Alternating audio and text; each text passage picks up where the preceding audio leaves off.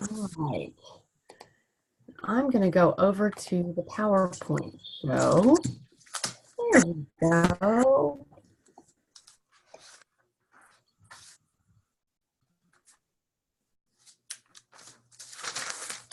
Okay. All right, Barbara. We want to make it very interactive, and there are people that couldn't be here today, so we're recording for playback, and of course you'll get a link for the playback today.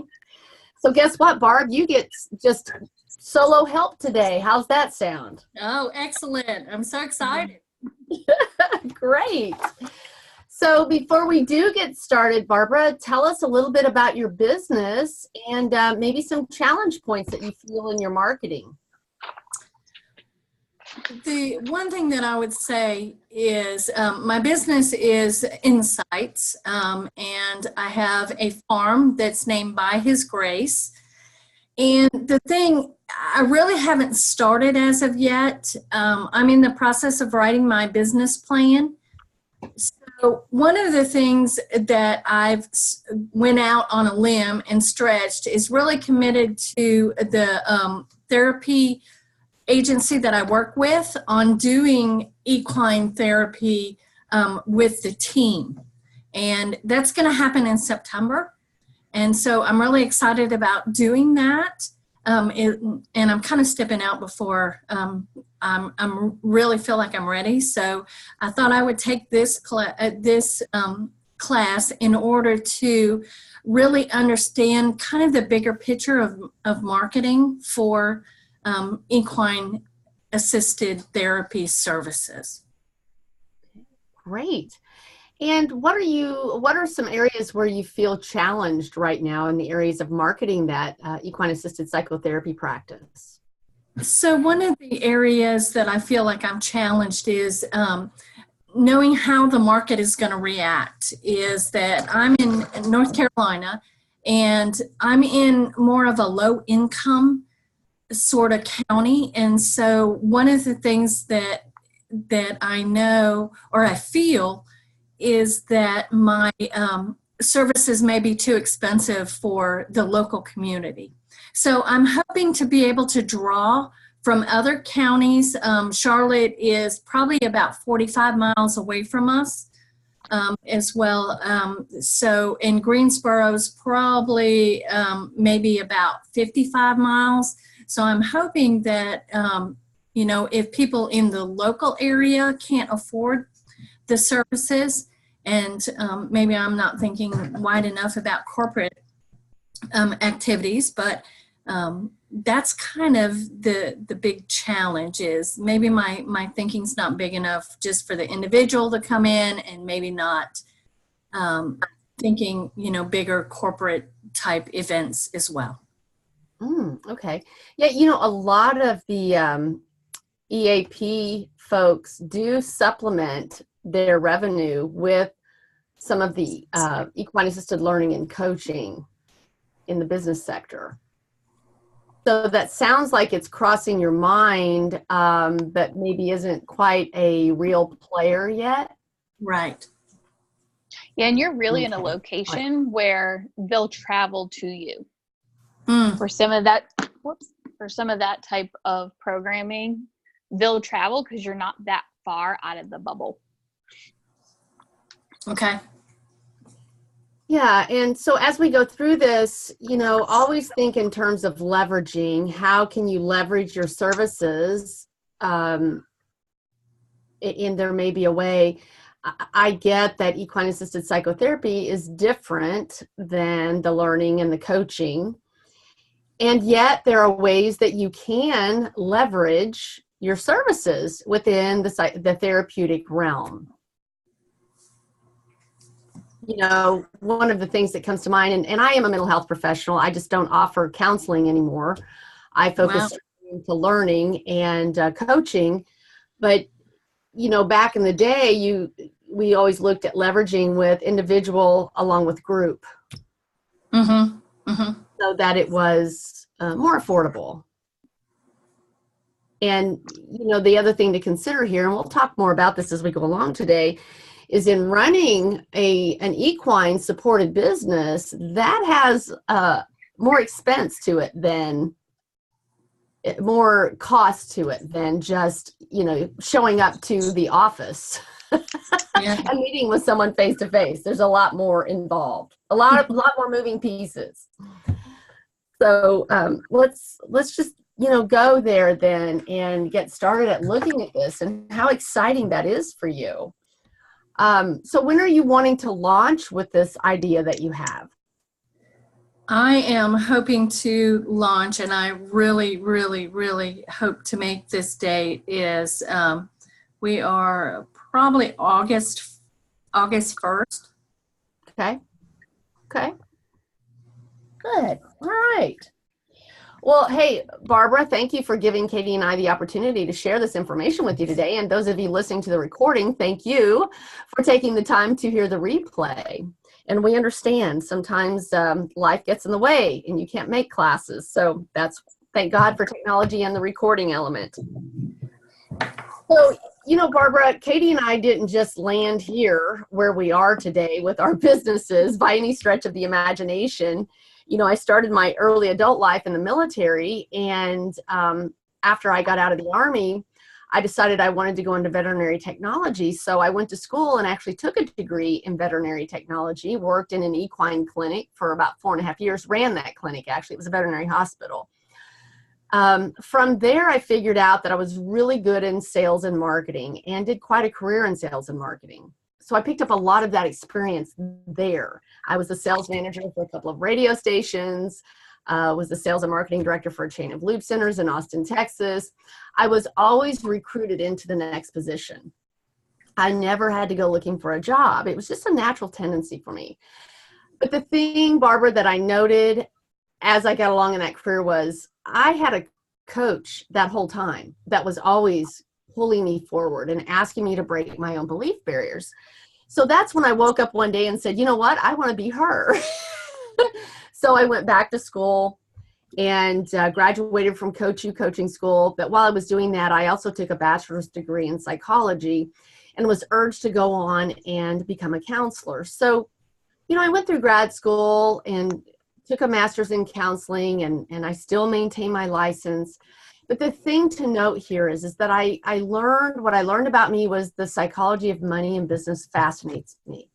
And along the way, in gaining more coach training in the business sector, I added horses. And when I did that, Barbara, that's when my practice exploded. That's when the magic began to happen. So know this, for you, you have a magical element. I use the term magical loosely. But you have the magical element in your practice now. The most powerful component to your practice is already in play. Isn't that exciting? It is exciting. You and I both know the power of the horse and how they are brilliant at helping humans transform. Whether it's therapy, learning, coaching, it doesn't matter. They are powerful. Now, I'll let Katie tell about her journey and how we crossed paths. I won't speak for her, so Katie, go ahead. You're going to let me get a word in edgewise? Yes. So I started out being introduced to eGala through a local organization here, and I knew it was exactly what I wanted to integrate into my practice. And it was one of those situations where we always knew the power of the horses. I always ran to my horses when I needed somebody. And I wasn't necessarily the person that, although I needed therapy, I wasn't going to go in an office. And so there was that connection for the potential clients that are out there was this is a different model that allows people to speak without having to say a word. And that's almost one of the, in conjunction with the horses, one of the most powerful parts of this is you can receive help, you can grow, you can heal, and be able to be outside. So I quickly got certified. It took me a couple years to get my practice off the ground. And so I tell people I'm very blessed now to work with 7 different therapists and then incorporate coaching and several different styles to the work. But it took me a couple years to get going. And part of it was the marketing. Part of it was finding that right partnership, because you can't necessarily always work with everybody. And it's okay to acknowledge that this relationship may not work. Although you're a great therapist or although you're a great equine person, this relationship may not be ideal for what we're trying to do. And having that honesty within yourself and with your partner is key. So now like I said, I'm blessed to work with 7 different therapists, and there's a lot of diversity there. And then Laura and I met, I don't even know how many years ago, but we met at what was then the advanced training. And we were the only coaches at this training. And so we immediately teamed up, immediately clicked, and it's kind of been on fast forward ever since. So with my leadership coaching and my energy coaching, it connects into with that business and marketing piece and sales piece that Laura has. So we're really able to offer wholeness within the different programs that we offer, all while bringing the horses to the forefront of business and therapy. Excellent. Yeah. And that's, that was the common ground that Katie and I shared. And that is that passion to bring the horses forward. And our goal is to have businesses picking up the phone and looking for that equine assisted business in their area that they can take their teams and their leadership to. They're trying to find those horse people in our community. That's our goal, because we know that the horses stand head and shoulders above the other personal and professional development programs out there. It's just a fact. We believe it wholeheartedly. So now I do want to say that the name of this program, Soleful Marketing, is for a reason. And Katie can speak into this a little better than I can, but the sole of a horse's hoof is what it's standing on. And that's all I'm going to say. Katie, explain why, it's such an apt name for this program. Well, it's just like you said, that's the foundation. It is what connects the horse to the ground. It's what keeps them or helps to keep them grounded. They're able to feel the ground under them, have that traction when they need it. And it's the foundation. It is what the building block is. Without a healthy horse, you don't have a healthy hoof. And without a healthy hoof, you don't have a healthy horse. And so when your foundation is not solid, you're going to have issues. And yeah, there may be a little stone bruise along the way, but the part of having health comes balance and wellness. And that's where this class, the Soulful Marketing, is we're allowing you to establish that solid foundation, that grounding foundation in your marketing now, so you don't have those stone bruises. Yeah. So I thought that was, it was Katie's suggestion that we call this Soulful Marketing. I think it's brilliant. All right. Now, provided Laura can get the slides to cooperate. There we go. Woo! So, marketing is a wide spectrum of dynamics, and really, quite frankly, it can get overwhelming, confusing, and very costly. And I know I've experienced all 3 of those in my own practice. And we've all, whether you're listening to the recording or you, Barb, we've all taken a lot of training to learn to do what we do, something that we're passionate about. And we need and want to be profitable in doing it. And there's nothing wrong with being profitable. Something I run into out there in the personal and professional development world is there's this unspoken rule that it's wrong to be profitable or highly profitable in our business. And we have to move beyond that, because we have teams and bills to pay. Now, profitability doesn't just include revenue. Profitability can also be about the fulfillment and the rewards in other ways. And I just come back to the bottom line is we have bills to pay, shoes to put on those horses, hay to buy, the light bill to pay. So, just be willing to explore the things that come up for you as you go along in your practice and look at pricing and your profitability.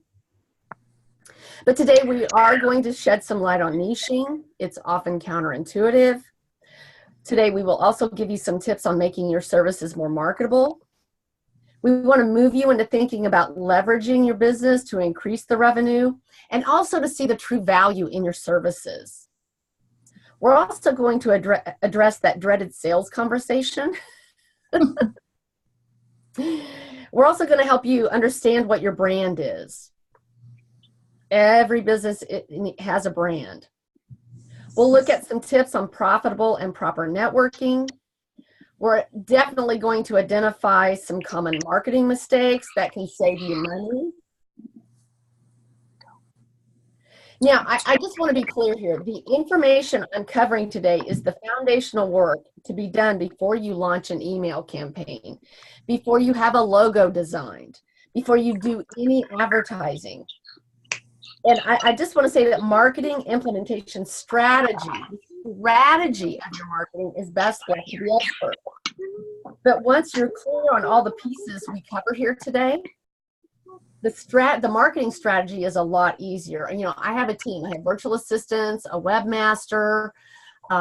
We have a gal that helps us with email implementation. Their job is easier because we're clear on our marketing message. We know what we need to put out and what we need to say. So the biggest tales that we tell ourselves, some common marketing misnomers, we're on that page 2 of your handout. So let's look at the biggest tales we tell ourselves. Katie, you want to speak into this one?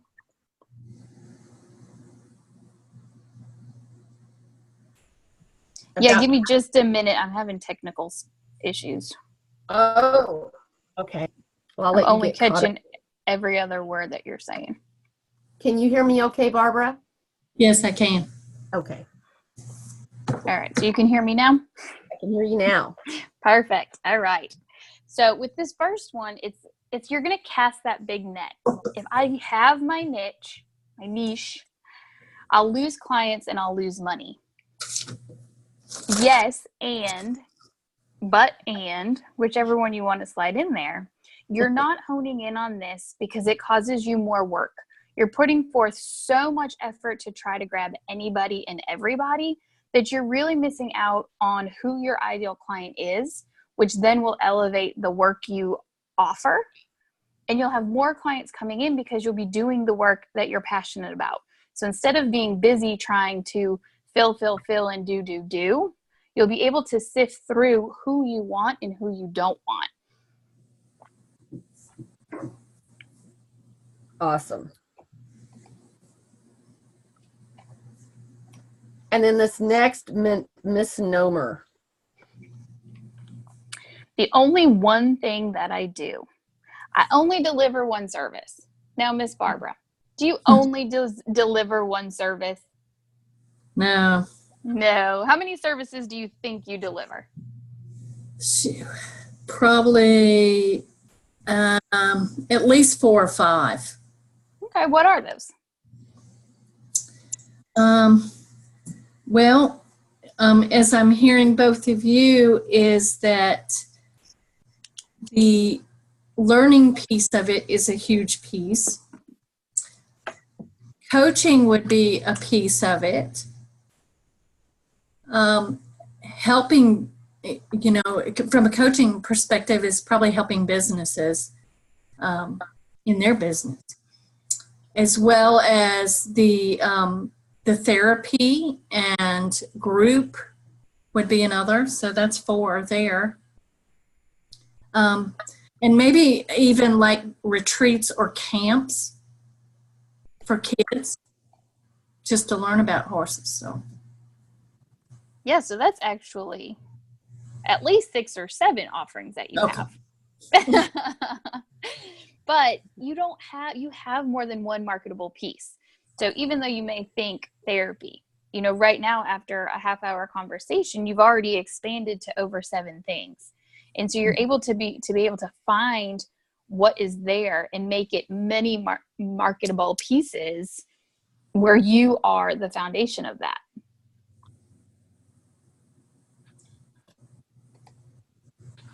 So let's look at the next misnomer. Do you have a logo yet, Ms. Barbara? I do. You do. Do you feel that logo is your brand? I don't know. The brand is me. Yes. Yes, yes, yes.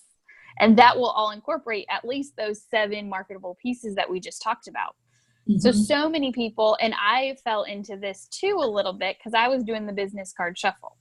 I had this business card for this with this logo, and I had that business card for this. When the bottom line is, it was me.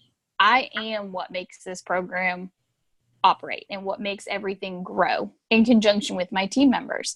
So when you're thinking about your business cards, your websites, and any other touching point, that's part of the brand. But we're going to go into that a little further, a little later on. But just being able to identify that your logo is the brand. Yeah. So I want to take that a step further and note that truly, and we'll talk about, again, like Katie said, we'll talk about it more. The brand is actually the promise of the experience that you bring. It's really deeply psychological. And so the next misnomer you'll want to make note of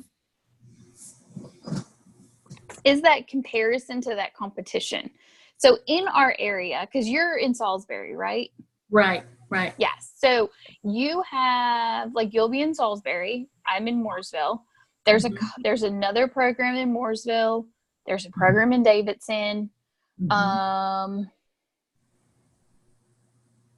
There's one in Asheboro. Yes, there is one in Asheboro. There may even be 2 in Asheboro. The one's been trying to get up off the ground. So there are a lot of members and there are a lot of programs. If you think from a quantified, there's maybe 10 programs we'll say in this region.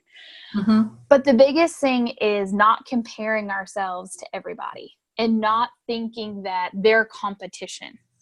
Because one of the biggest things with this work is bringing all the horses to the forefront, bringing all the power and education of what we do to the general public. Because if you say, oh, I do horse therapy or I work with horses, there's misunderstandings as to what we do and how we do our work. And so if all 10 programs are using similar verbiage and really sharing the words and the power that we do, it almost makes it a little easier for all of us. So realizing that what you're doing is different than how I run my program or how they run it in Asheboro or how they run it in Davidson. And the beauty of that is it's okay. We can't expect all of us to be the same, and we don't want all of us to be the same. There's populations that I don't want to work with or that aren't my ideal client. And so I say, hey, call Triple Play in Davidson. They're fantastic in eating disorders. So it's knowing who's around you, not for comparison, but being able to make that referral to help the community, but also knowing that you have your unique greatness and it's not to be compared. Okay. Oh. And that brings us to the next comparison piece. And that is undercutting prices to beat the competition. And as Kim was saying, comparing yourself to someone else really isn't fair because you're doing 2 different things, as she pointed out. But undercutting prices to beat competition turns into a race to the bottom. Yeah. And it also leads you to overwhelm, exhaustion, over-delivering, and undercharging. So we never want to get into, well, they're charging $65 a session, so I'll charge $60. That is taking it in the wrong direction. If I find out they're charging by the hour, number one, I know I'm not. There's a lot more value. They're not clear on their value. Someone who does this doesn't know who they are and what they're really offering. They don't know the true value of their service. And I think one thing too Right. that I'm gonna slide in on that is on that comparison piece, is taking a step back and looking at your facility. I think there are times where, and I know I went through this at times too, is we have 40 acres and it's very rustic. It's very kind of back to nature, where for me, it was like, oh, I'm not going to get this contract because I don't have the white picket fence, or I don't have the pretty arena with gorgeous, nice screenings that have the even grade marks. but I ended up getting a contract because we weren't like that. So in that compare and contrast, looking at your facility and saying, look at what I've been able to create, look at what I have to offer, and not allowing that limiting space to get even in your mindset.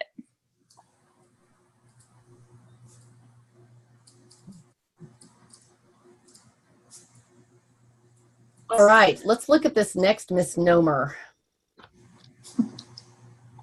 Marketing budgets on a shoestring. So with this, do you think you need a large marketing budget or a small marketing budget? I would hope to have a large one, but it's really more like on the shoestring. I think realistically, if I think about it, is that, again, it's all about me and the way that I present. And so therefore, it would be a small marketing budget. Absolutely. And being aware of that. We've seen businesses that have thrown away thousands of dollars for marketing budgets, but they're not done the right way, and it hasn't improved their business. And having a smaller marketing budget makes you be more aware and think about the impact that you're really having and what's going to be that biggest bang and the biggest step for you to create the results that you want.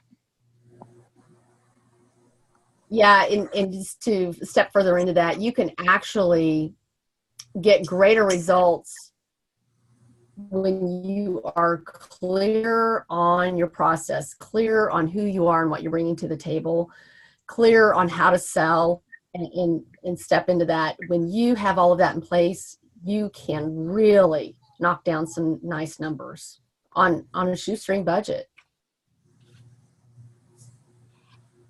All right. And that's such a great lead-in for the next one. The clarity piece. So it's that clear distinction of what you do, what you value, what your message is. So it's the fact that your marketing message, you know who your ideal client is. You know what you want to see, what you want to offer. When you have all those, you're able to have that bullseye of impact. When it's vague and it kind of leaves you wondering or things in the dark, it's really hard to have that clear, distinct presence that you want to have. And so I think go ahead. Go ahead. Well, I think one of the biggest misconceptions that therapists or coaches or anybody in this field is that we're stuck in this field, or we have to have the degree or a certification to practice in certain areas by law, which is true. But the truth is that we are highly educated and that we are very skilled in our areas. And so you create that clear presence that you want to have, that clear definition of who and what you are and who and what you offer. There's not going to be any issues in your marketing.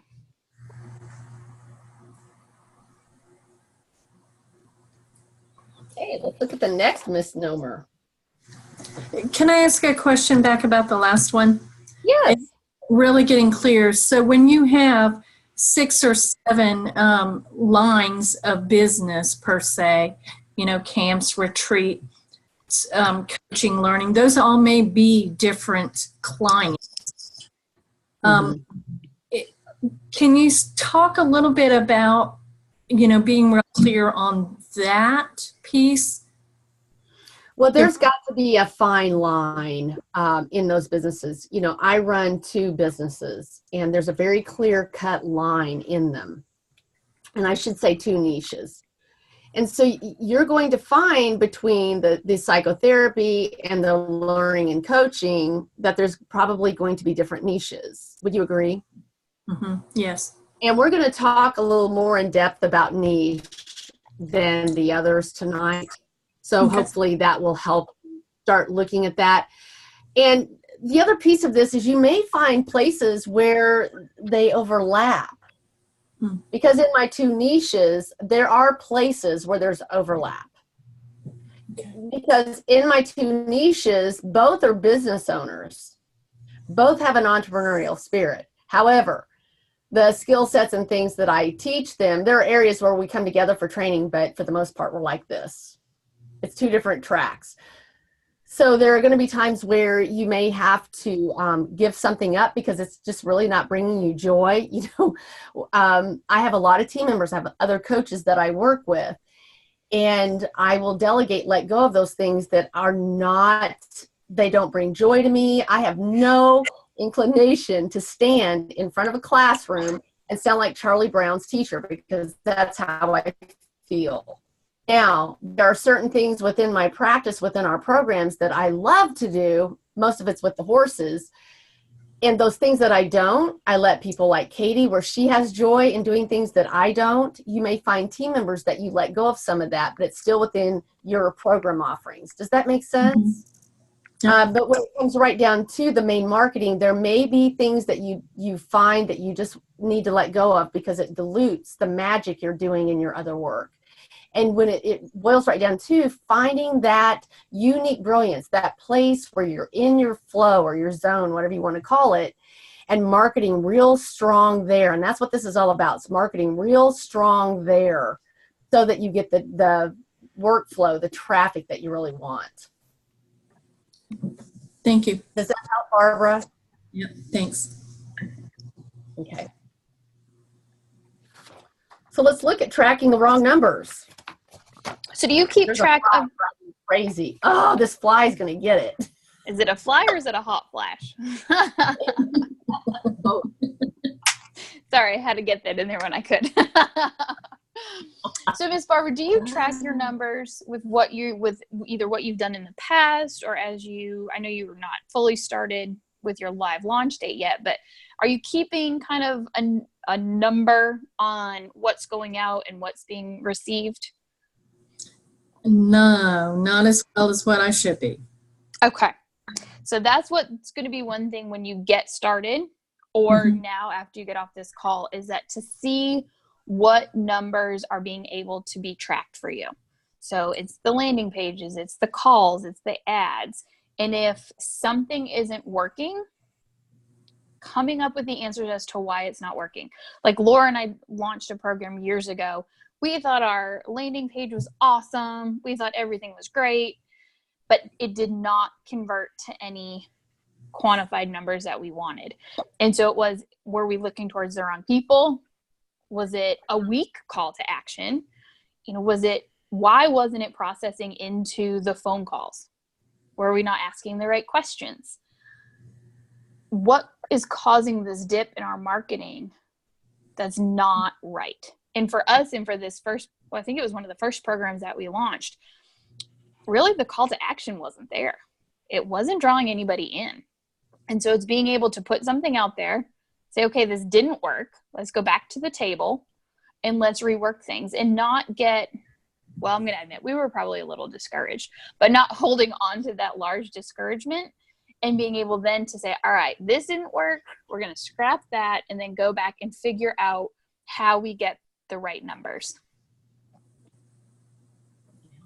So it is imperative that you consistently track, Barbara, and look at things. You know, it's funny, when I was first learning to figure all this out, I would, Katie and I would send out an email, and we were like, oh man, we didn't get any results.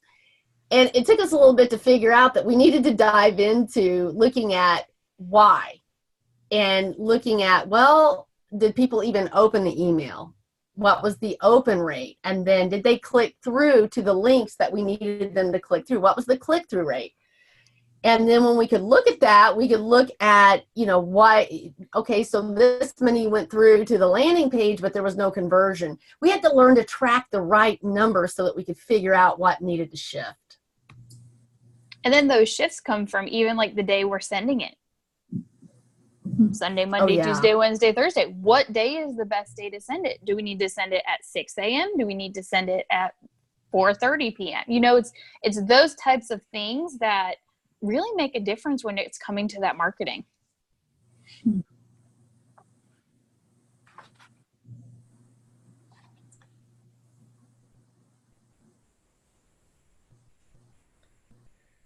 All right, so I'm going to send straight to the horse's mouth Laura. No, we're going to talk about some common marketing misnomers, and then we're going to go even further into the good marketing tips that'll come straight from our horses. Yeah. So you've got some really good misnomers there. Those are the big ones. And we'll continue to talk about others that come up as we go along. But, you know, I think right now, let's focus in on the pillars for a strong, soulful marketing foundation. And as Katie said early on, that this is very, very important in marketing your business. So the first pillar that I want to look at here is your niche, the who. I've been waiting all day to say who. This is your ideal tribe. You know, so many times we're not clear on who our audience is. We think, you know, well, they have a pulse, so they're a prospect. No. So casting that huge net is not going to work. We think that the more people, the more money, and that's not the way this works. Actually, the narrower you niche, the more people you serve, and the more money you make. Casting a big net out there can leave you overworked and overwhelmed because you're working too hard for less than an ideal client. And you're going to have to make adjustments and compromises all along the way. So once you get clear on who you're talking to, you start attracting them rather than chasing them. And that's a lot easier. And you do that because you're languaging their language, you have resonance with them. They feel like you're in their head. And this gives them the confidence to spend money with you. And there's probably characteristics around your ideal client that you just simply have not thought of yet. So what is the description of who you want to work with? And they're not a statistic. Let's go over to your worksheet. It says pillar, your niche. And let's spend a little time here on the niche. And it says, what is a niche? Well, again, it's not a statistic, but it is a combination of, number one, the people you serve. It is the situationally specific problem you help them solve. And I can say that again. The niche is made up, number one, of the people you serve, and number two, the situationally specific problem you help them solve. And number three, your niche is also comprised of your specially branded signature system services, or signature system of services. So there are three components to what comprises a niche. The people you serve, number one. Number two is the situationally specific problem you help them solve. And number three, your specially branded signature system of services.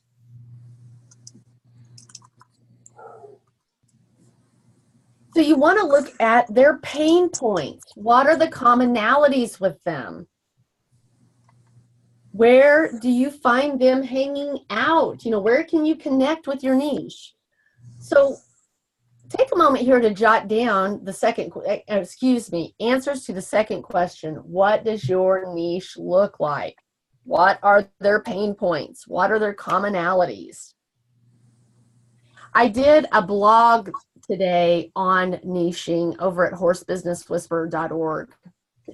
And I actually gave some ideas on niching down and what it would look like or could look like for you to niche down.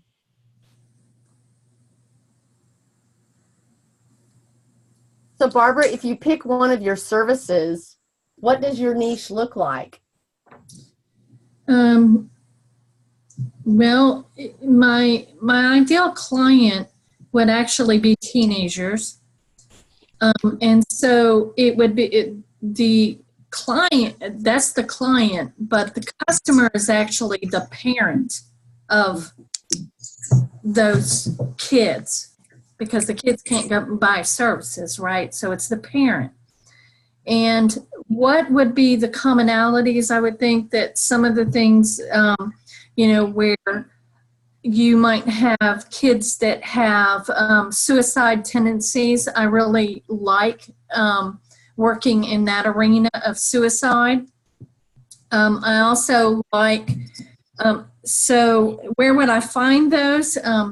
That's where I'm kind of stuck a little bit there. Well, okay, so let's back up though. Let's not jump ahead. So what does your niche look like?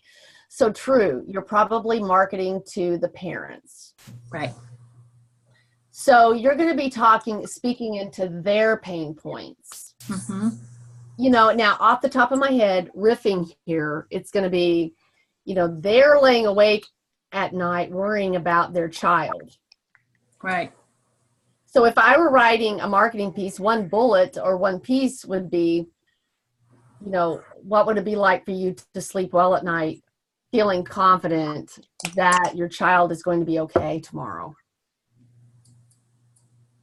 Mm-hmm. Looking, you know, because there's impact here. Mm-hmm. If I'm awake all night, I definitely am not productive during the day. You follow my train there? Mm-hmm. Yep. There's a whole marketing piece there. So it would be getting inside the head of that parent and writing your marketing copy from that viewpoint.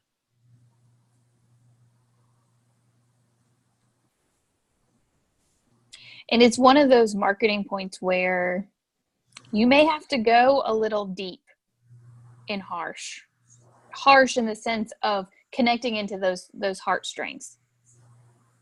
And then but that's okay, because that's where you're at. You know, unfortunately, we're not talking about tulips and roses. This is right. Worrying about your child, worrying about your baby.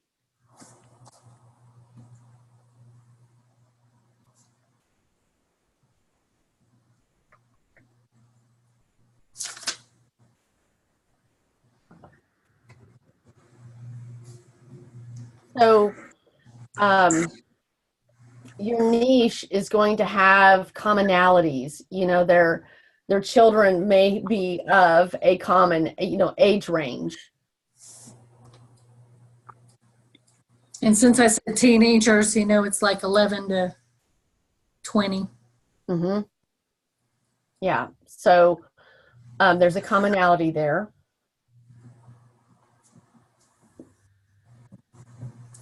And then even within that age range, though, there's going to be different behaviors that are showing up in those teens. So, you know, you may discover, I'm not saying you will, Barbara, please understand, and anyone listening to this, I'm just suggesting that you may find that within that age range, you actually enjoy working with a narrower scope. Mm-hmm. Yeah. And you could say, hand off the other group to another therapist that enjoys that, or not. Mm-hmm.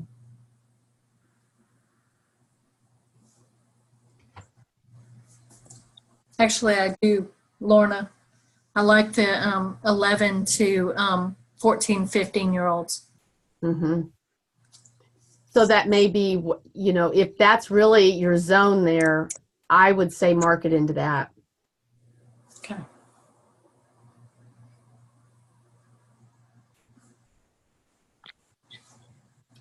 So where can you connect with your niche? Gosh, there are so many places I can think of. Where are you trying to connect with them now, Barbara? Schools. Awesome. Really, schools have been my focus, but another area that I really wanted to get my marketing down was like doctors' offices, pediatricians. Awesome. Psychologist's office, you know, local peers, therapist office, because they might do it in the office, whereas, you know, horses are quite different from bringing them in the office. Mm-hmm.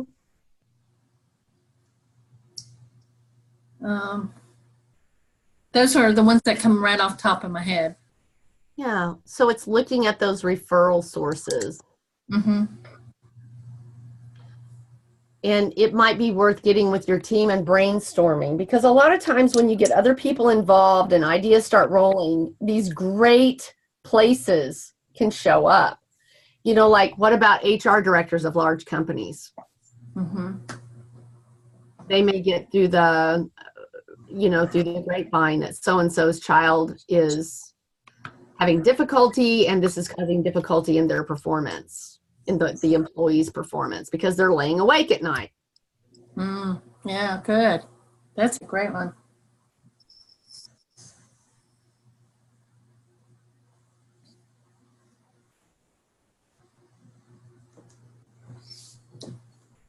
So looking at the offers going on down, what offers or programs do you have that will appeal to your niche?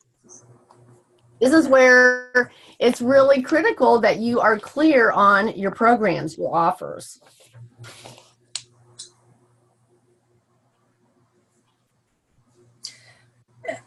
Is there, and I haven't done that piece just as of yet for my business, because I'm still in that strategy of thinking about strategies. Do you recommend naming your programs? You know, I see a lot, right, you know, veteran services, and they have some, you know, horses for heroes, you know, kind of thing. Is there more of a recommendation to do that kind of stuff? Yes.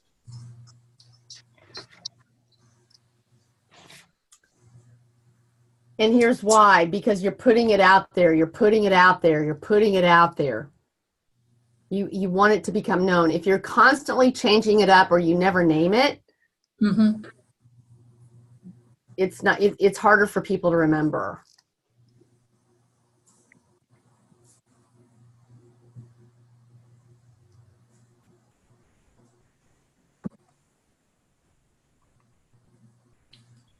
And within that program, there's going to be, and we'll talk about this in just a moment, but there will be a process that you go through with them.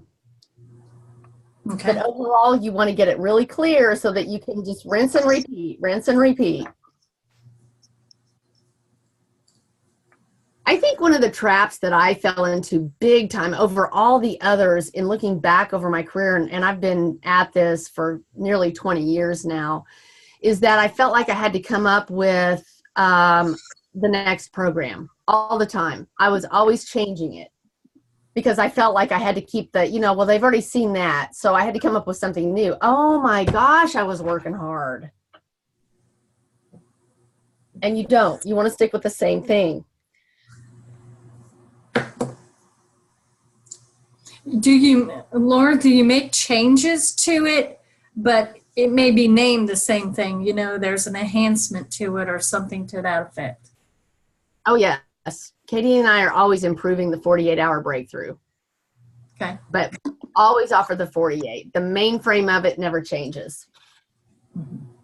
And that's like one of my programs. It's the title I have for it is Increase Your Mental Core.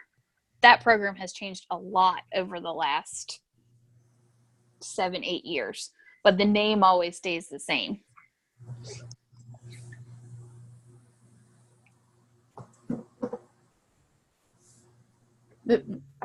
Barbara, as you are niching in marketing, you know, you've already identified that you like the 11 to 15-year-old range.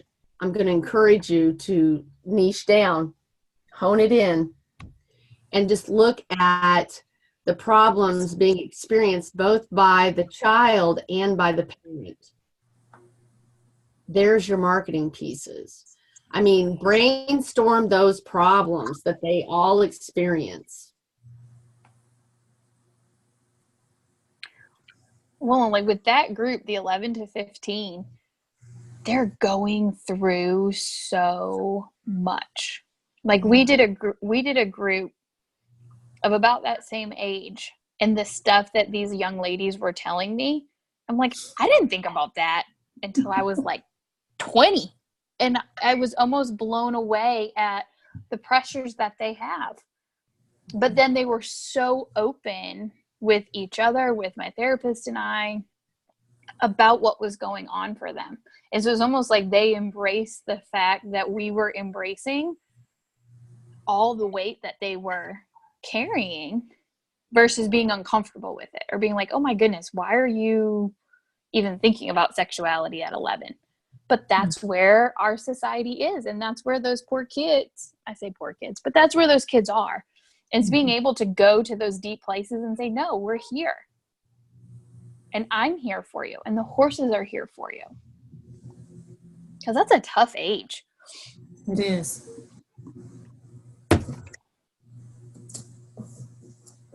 So different from when I was growing up. Mm-hmm. And so when you're writing about those pain points, you also want to remember, what is their why? You know, they're laying awake at night and they want to solve this problem so they can what? Sleep at night. Mm-hmm. Be more productive during the day. Breathe easier. Enjoy life rather than worry all the time.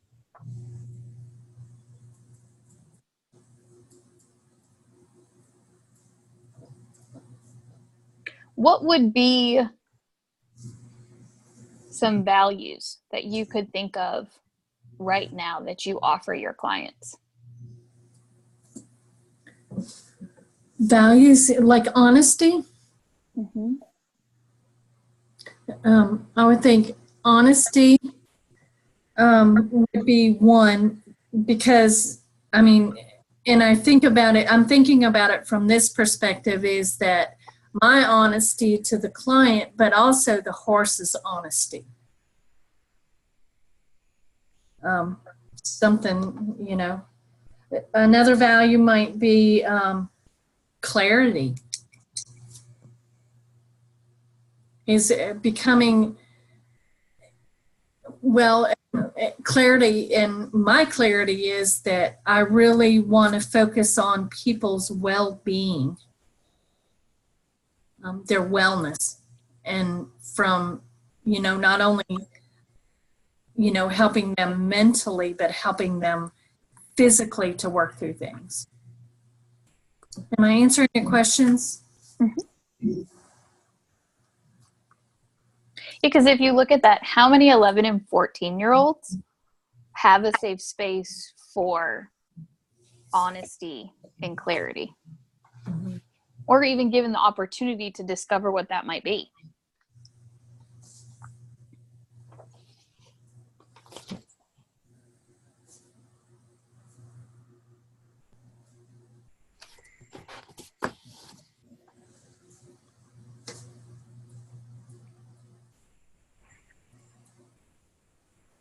And Barbara, you want to go through this, you want to spend the same amount of time and the same process on the business sector if you're going to look at moving over there.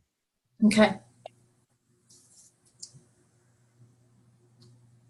It really makes a huge difference on how you market that and the response you get. And the thing about it is, when we're putting those marketable pieces out there, we get caught up in process speak. Like, we're going to help you transform your life. Well, they don't really care about, I mean, they want to transform their life. They don't really care about that. The horses are going to show you where your communication is lacking.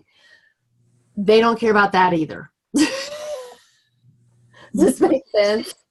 Mm-hmm. What they do care about is, what's in it for me? You know, as a product of communicating clearly, what gets to happen for them? You want to talk about that. Does my revenue increase? Do I get more free time? Do I have balance and flow in life? You know, all of these things, just my confidence increase.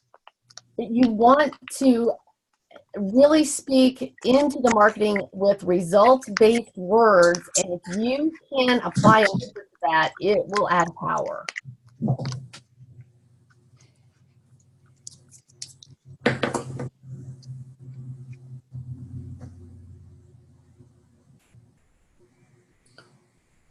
So So Laura, one of the things that I think about is, when you think about companies and getting more to the bottom line, you think about trust and teams. So trust just too broad of a value maybe that to go after? Well, in your marketing, you mean? Uh-huh. And I've used trust before, but you're going to have to really quickly, and I mean quickly, tie that into your marketing piece. Like I might write, is your team flying in formation? If not, do they trust you? Mm-hmm. Or are you getting the results? Are you getting the revenue and the results that you want from your team? If not, could it be a trust? You see how I'm immediately hitting the problem, though? Mm-hmm. It's a oriented thing. It's not, let us help you increase the trust in your team because everybody's going to get along better. And, you see where I'm going with that? Mm-hmm. Trust is so broad. Yeah. It is very broad. And I might not even bring it up. The only way I would bring it up in a marketing piece is I would be attaching some sort of research data to it. Okay. Because that will pack a punch with it. You may know in the back of your head that it's a trust, but let them verbalize that and whatever that may look like. Hmm.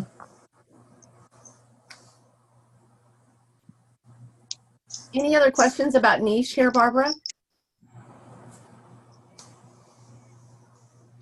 Can you speak to anything specifically around coaching? And you do both personal, company, and team coaching?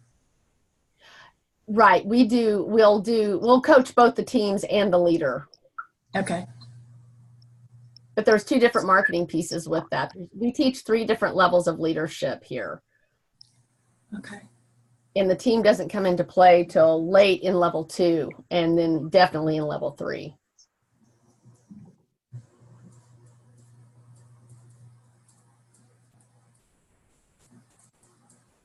And we're clear in our process that level 3 is not for all entrepreneurs.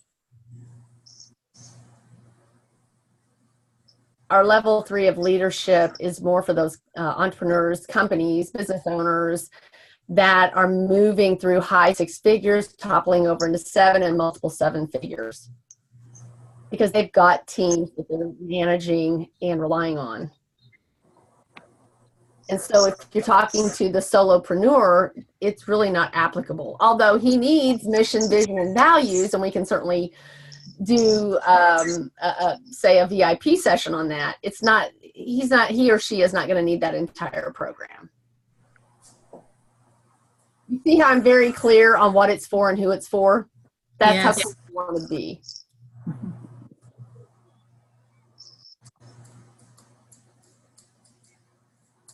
So that is a great segue into your signature system.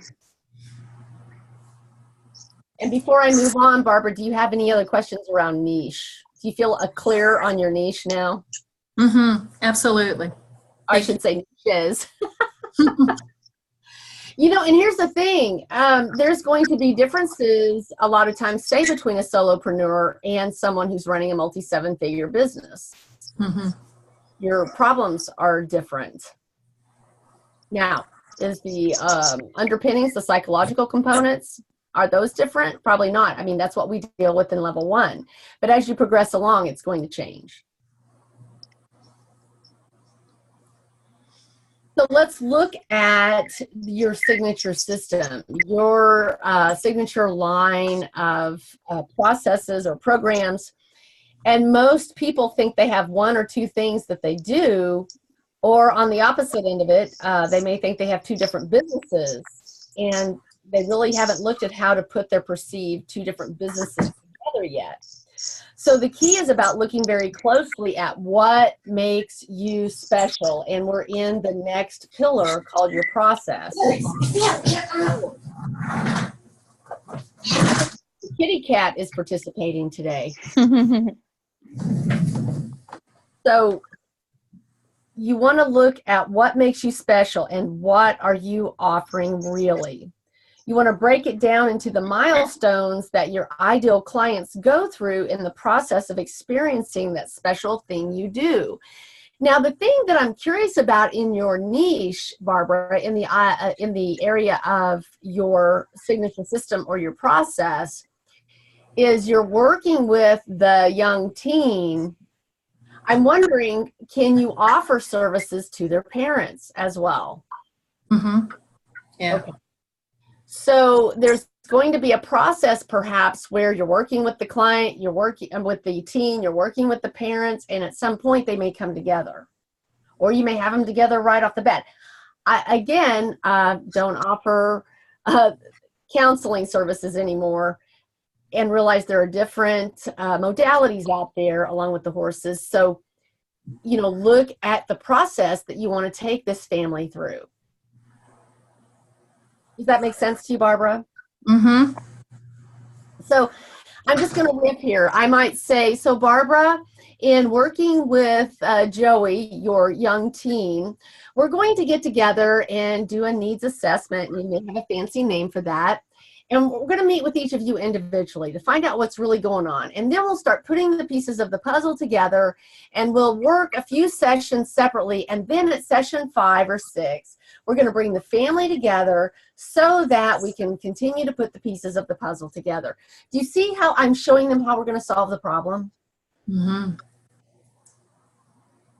And they go, oh, wow, these people get it.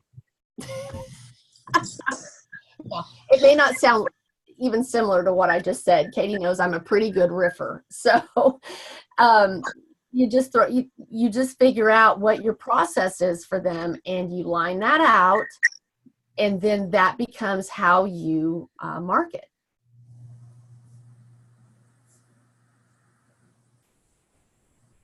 Now, Barbara, have you thought of writing a book ever?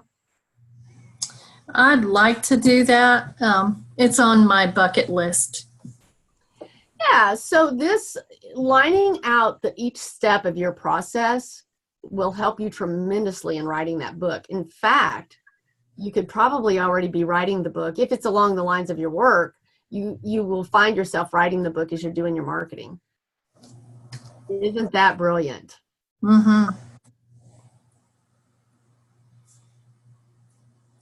So ultimately, Barbara, you want to position yourself as the valued expert in the eyes of your ideal clients, because you can easily point out the steps to solving their problem. Now, I want to give you an example of how this can look. We were working with a mortgage company one time. And so they were experiencing a dropout rate, or I shouldn't say a dropout rate so much as a point in the process where they were spending a lot of unnecessary time communicating, undoing problems. And what we discovered was there was this break in the process of when someone got approved for a mortgage and the closing date. You ever been through that little piece of the process? Yeah. Mm-hmm. And so they didn't have a series of communications going out between those 2 points, which could be lengthy. So basically, yes, you've got the loan, and we'll contact you with the closing date. Well, I hear that. Dun, dun, dun, dun, dun, dun, dun. You know, we're sitting there listening to this on hold music going, what's going on? When they figured out that they needed to send out automated communications with their clients, guess what happened? It increased. It did. Retention stayed or increased, and they stopped having to field all those phone calls of what's going on. I spoke with the bank, or I spoke with the real estate agent, blah, blah, blah, blah, blah. You know, all that stuff going on that was wasting their time, derailing them off the work that they needed to do, because the client knew where they were in the process.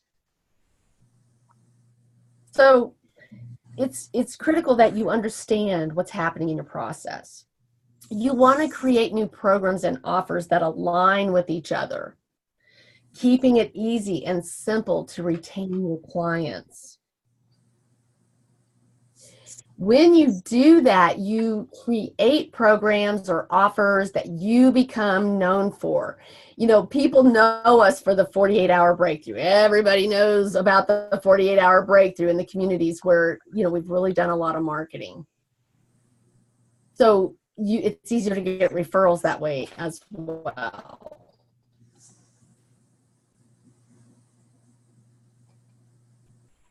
Any questions about that, Barbara? Nope, don't think so. Okay, so take the time to walk through your process. So our next pillar is powerful packaging. So think outside the box here, because I'm really going to stretch you. I know I came through the mental health field, and actually, you know, I've been swimming in the coaching arena since the early 90s, since before anyone knew what coaching was. And so we based how we charged off the mental health model of by the hour. And we quickly figured out that that was not serving anyone because you top out. When you get over into equine assisted learning and coaching, you want to look more at packaging, you know, thinking outside the box here, creating content you deliver in workshops, classes, as like a Kickstart package, and you can deliver it over the phone or in person.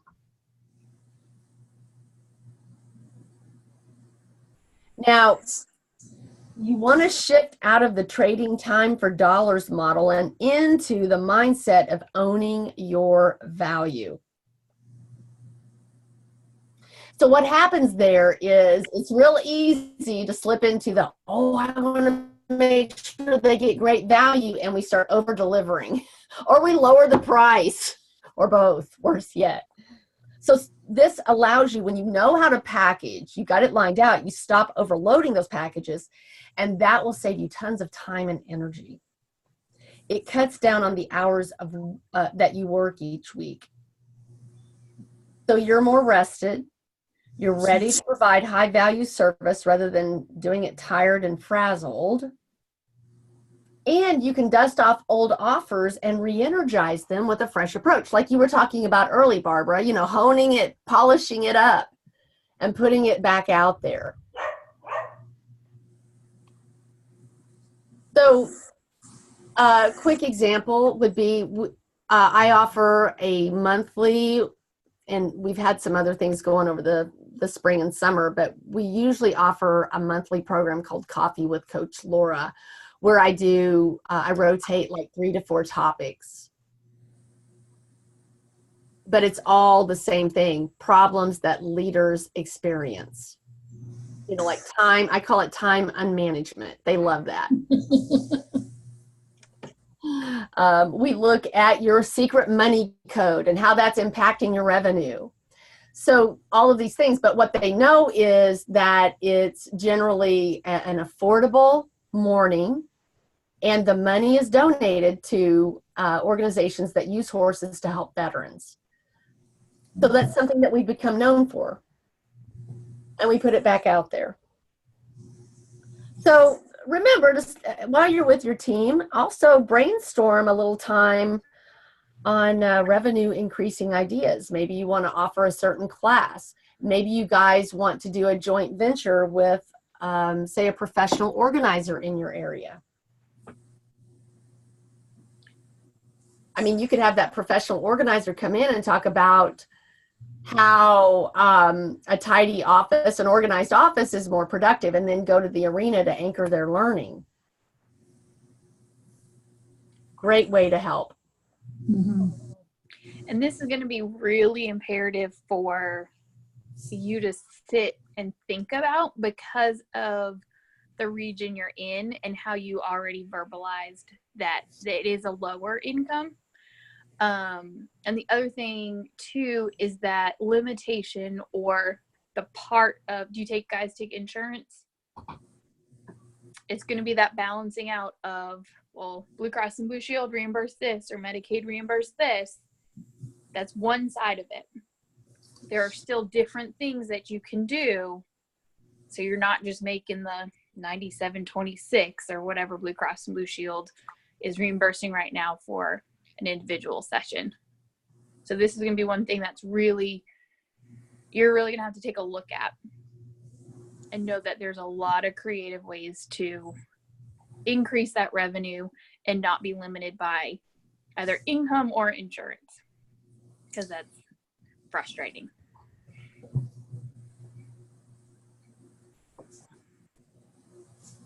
So remember, stop trading your time for dollars in that area. Because there's only so much time. Particularly in the learning and coaching arena, you can put together a package that leads to an outcome.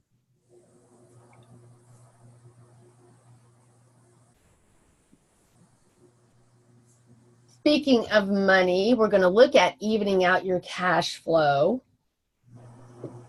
And so when you get clear on the steps or the milestones of your offer and the different ways you can deliver it, then this allows you to even out your cash flow. You can then organize those ideas into simple, streamlined ways of delivering, so it helps you plan and predict income.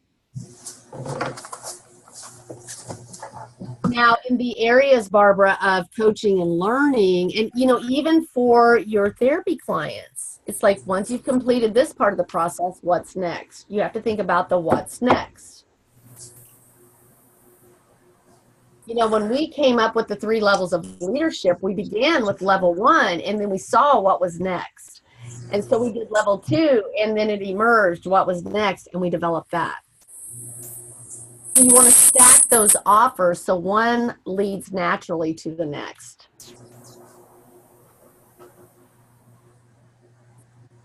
Does that show you how you can really streamline cash flow, Barbara? Yep. Yeah. That's good.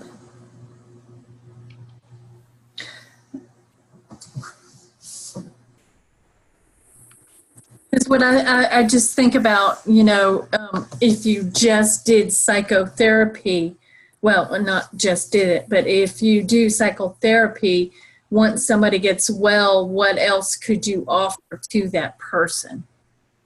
Instead of the client leaving after, their wellness. What do they want to create from there? Right. I could do a series of equine assisted sessions on that. And that was part of my increased awareness around the coaching realm, was because I had so many clients that would, factor out. They'd be like, okay, so we've just processed through 20 years of stuff. Now I'm energized to keep going. Well, now what do I do? Or we still want to work together, but it was that gray area of, well, this isn't really therapy anymore. What do we do? It was a beautiful flow to move forward. But within that, being able to have that distinct separation between, no, you've uncovered more, you need to go back to therapy, or no, we can continue working together. This is coaching and building forward. Good.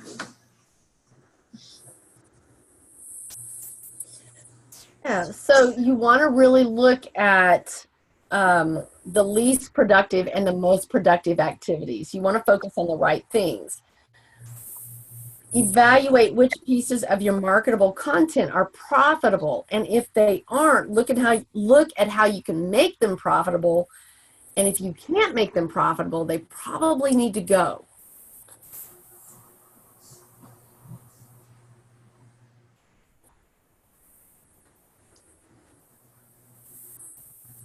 And that goes back to knowing your data, right? Yes.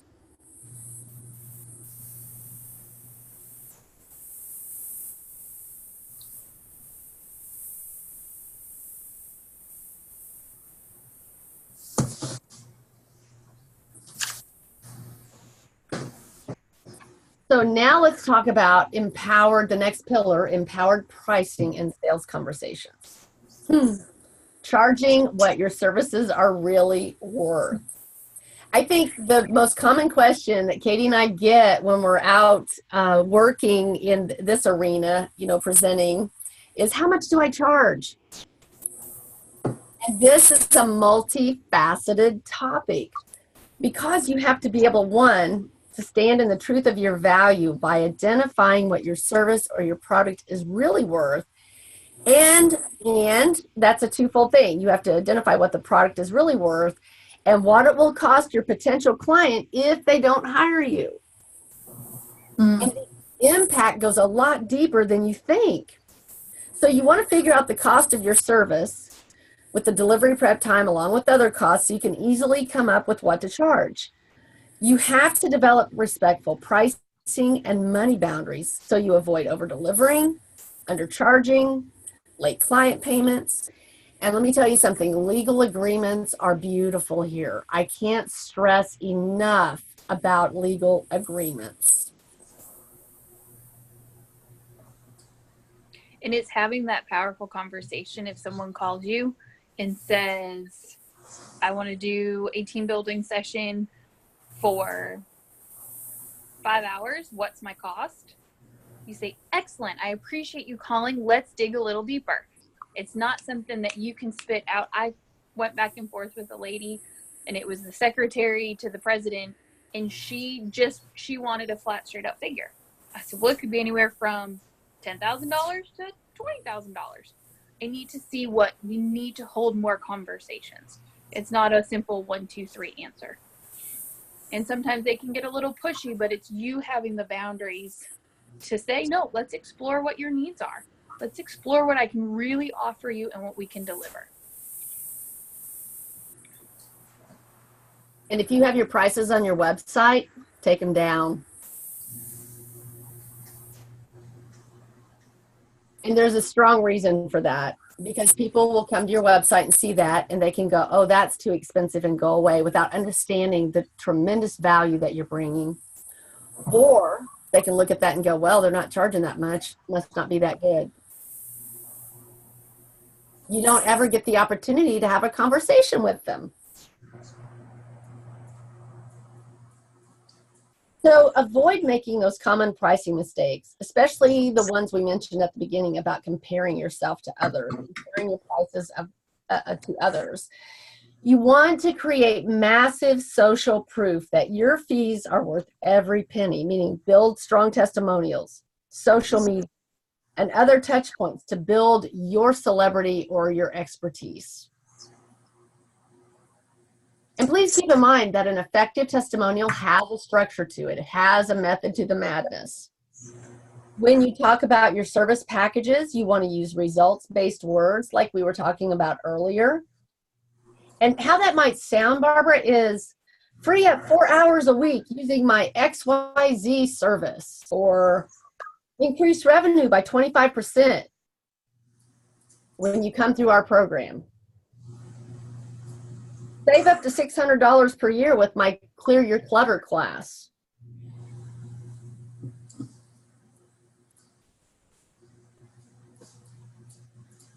But use numbers where you can. You know, and it's hard when people say, well, what do you charge? And you know, if you're not paying attention, you'll find yourself looking at, say, your package and going, well, for this package I charge. Don't do it. I was recently doing a speaking engagement, and it always comes, or I shouldn't say always, usually it comes. Somebody raised their hand. They said, Laura, how much do you charge for the 48-hour breakthrough? I said, I don't know what you need. Well, ballpark it. I said, again, I don't know what you need. You can't go to the doctor and say, hey, doc, my knee's hurting. What are you going to charge me to fix it? He doesn't know what's wrong. Do we need to do surgery? Is it just a little bit of physical therapy? We don't know. But he needs data. So I always tell him, look, I'm happy to answer that question as soon as I know the magnitude of the problem, because we don't have just a standalone. Does that make sense, Barbara? It does. Although we do have programs that we move people through and they're all standardized, I don't know what they need. They might need a piece of this program coupled with level 1, which happens. Well, and that's where you emphasize that everything we do is customized. It's customized to your needs, whether you're doing a session over the phone, in your office, or out with the horses.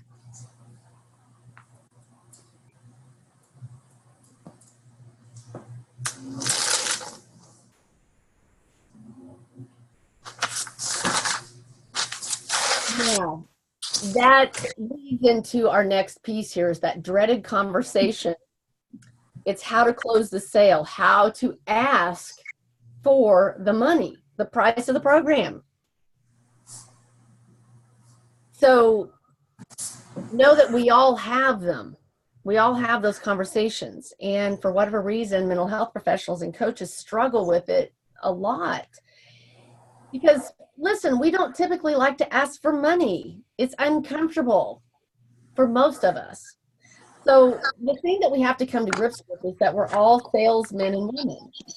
And remember that it's only a conversation. That's it.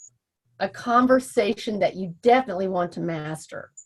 Getting comfortable in the process of gathering data and showing someone your value as well as the cost of not hiring you is an art. And remember, he who is asking the questions is in charge of the conversation. So Barbara, I want to invite you to look at the data you need in order to assess the work it's going to take to address and solve the problem. Look at the data that you need. Again, it's like the medical model of diagnosing a problem.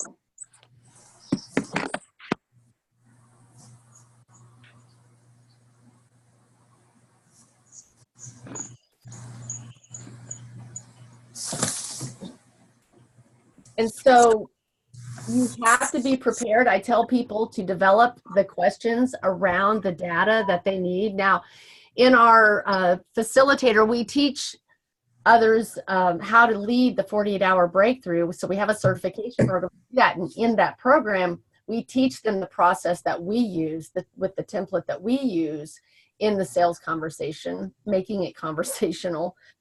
And, you know, you have to kind of tweak that with the questions you need to arrive at the data you need to look at the scope of the work.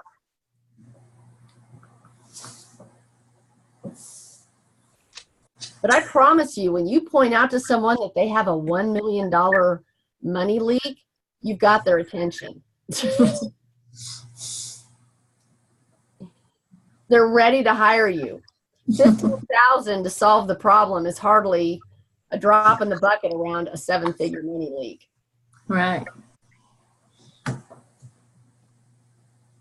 And, you know, saying that, I will say you've got to be ready. You always want to be ready, particularly if you're going to dive off into the business sector. I have slid the proposal across the table after the conversation, showing them how we're going to solve this. Now, on your larger scale contracts, particularly in the corporate sector, that process is different than the process of, say, a smaller business where you're just dealing with a business owner. But going back and sliding that larger contract across, I remember one time the gentleman picked it up and looked at me and his face turned red and he said, "What makes you think you're worth this amount of money?" You've got to be ready for that response. If you lean back, you know, body language is key. You know that with horses, if you lean back and your eyeballs get big and you go, "I don't know," no sale. But I knew in that moment it was critical that I hold the energy, and I just leaned forward, looked him in the eye, and repeated back to him. I said, "In view of the fact that we've identified you have over a $1 million money hemorrhage going on, I hardly think that that's a drop in the bucket to fix it. Wouldn't you agree?" And he took a deep breath and he said, "Well, I guess you're right." But inwardly, quite honestly, I was kind of going, "Ah!" So you want to be ready with those questions and pointing out solid numbers to them so that they get it. You've got their attention. Any questions around this, Barbara? Nope, thank you. Okay. I know we're kind of fire hosing you with information here, huh? I'm writing it down as quickly and thinking, so this is great. Good. I tell you what, does anyone need a comfort break? That'd be great. Okay. So I tell you what, I'm just gonna mute everybody. I will mute everybody and we'll just run off, take 5 minutes for a comfort break and just come Okay.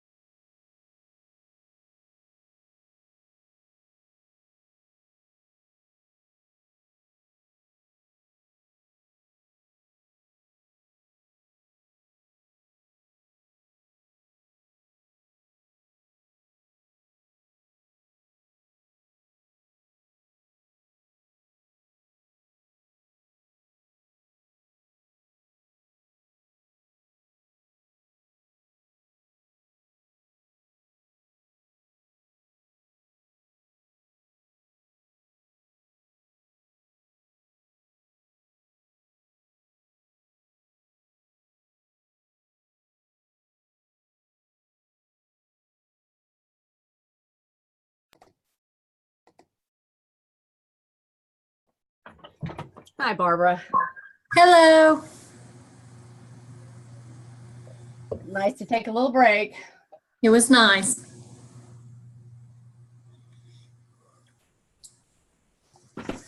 Okay. All right. Woo! I had time to run out and let the horses out. It's been raining horribly all day here. All right. Let's look at the brand. The next pillar, page 5 of your handout, your brand. So we mentioned earlier, what is your brand? Well, it's not your logo or your business card or any other touch website. It is the promise of the experience. That is your brand.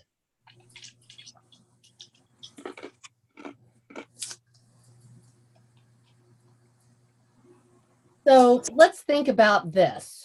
Deepak Chopra, healer of mind, body, and soul. He stands for there's more to life than what we see. He's an expert at making something very esoteric understandable to mainstream America. So we have to be thinking about what is our brand? What do we stand for? What are we really experts at? You want to identify your unique brilliance in all of it. Use that, your unique brilliance, as a powerful catalyst to focus your gifts and your talents on the most profitable actions. So what is the spirit, the personality, and the passion of your business? Make a note here.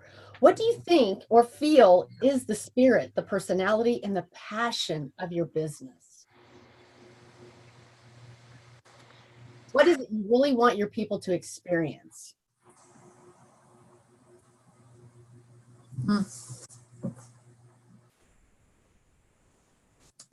If you look at my other business, or both the businesses, 0 to 60 performance coaching. If you look at that, we're about rapid results without compromise, but we're about the rapidity of it.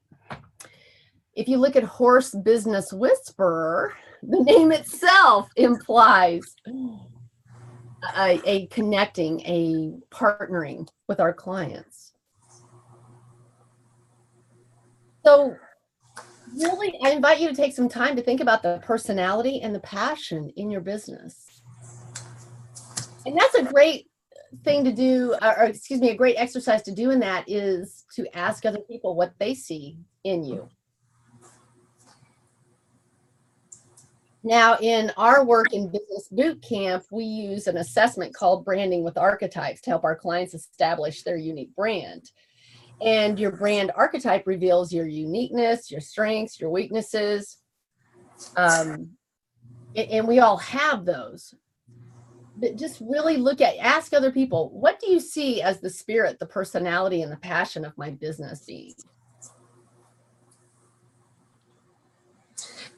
Is another way to look at that, what's your why? What is your why? Your why is going to be one thing. Okay. For sure. But that's only a piece of it, is what you're saying. Yes, that is only a piece of it. Our clients at 0 to 60 know that we're going to move fast.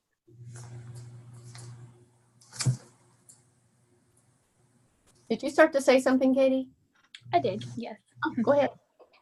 Well, and as you're exploring your spirit and your personality and the passion behind your business, it may too look towards the horses, because those are an intricate part of your business. So one of my businesses is Mind, Body, and Soul, and that's horse and human balance and wellness. Well, with it, it's loyalty, it's authentic, it's mobile. So for me, it was, what do those horses represent? How is that representation? It was just one of those crazy things I Googled. I don't remember what I Googled, but it was those power words that popped up. I said, yes, that's me. That's what is the power behind this work. but look towards your horses. Spend time with your horses on the ground, or wherever you're most comfortable, to connect into that spirit piece of your business.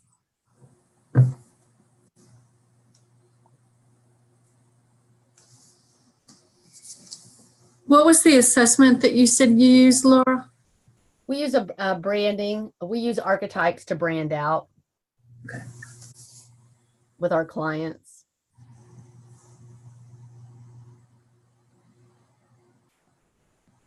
And now I do want to say that your brand is going to influence your logos. It will influence the look and the feel of your website, how you present it, any electronic media or printed media, all of that's going to be impacted.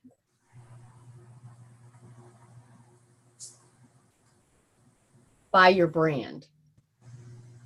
And there's a cohesiveness that flows with that. Right.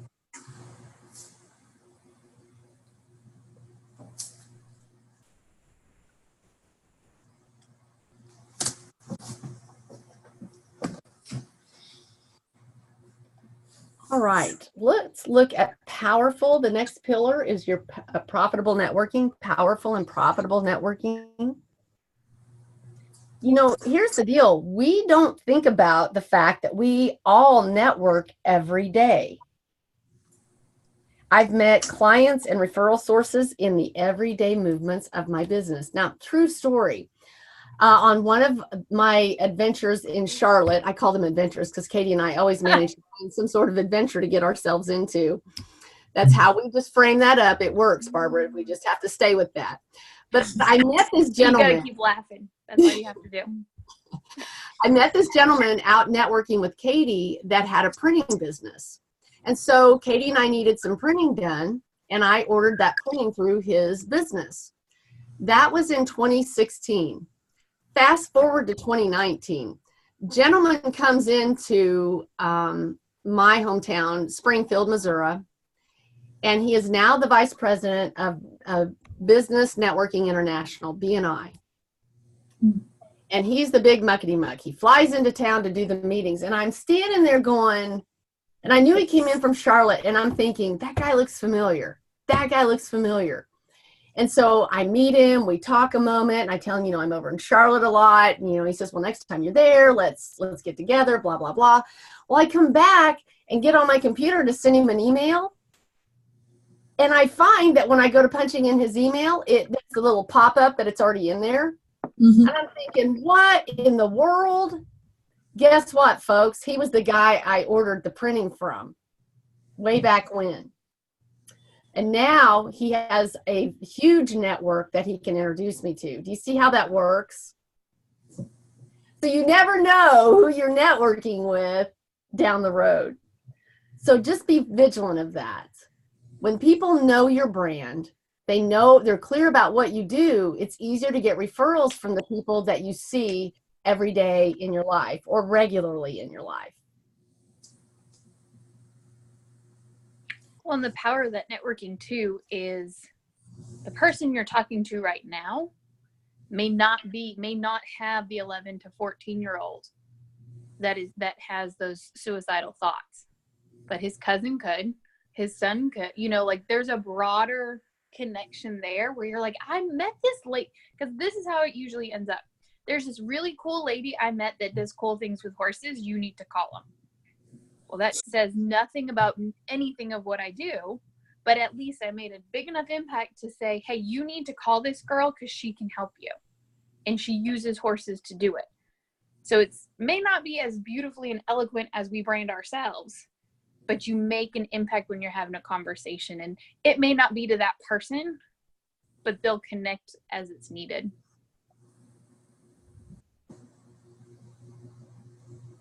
So just know that networking done properly can lead to a lot of revenue. So let me ask you, Barbara, do you ever go to a networking event looking to buy something? In the past, yes. Okay, but I mean regularly. Do you go looking to buy something at networking events? Not really. No. Neither does anyone else. So we have to be vigilant of that. So the most common mistakes I see professionals make in networking are, number one, they walk into the networking event thinking they're walking into a room full of potential clients. That's not true.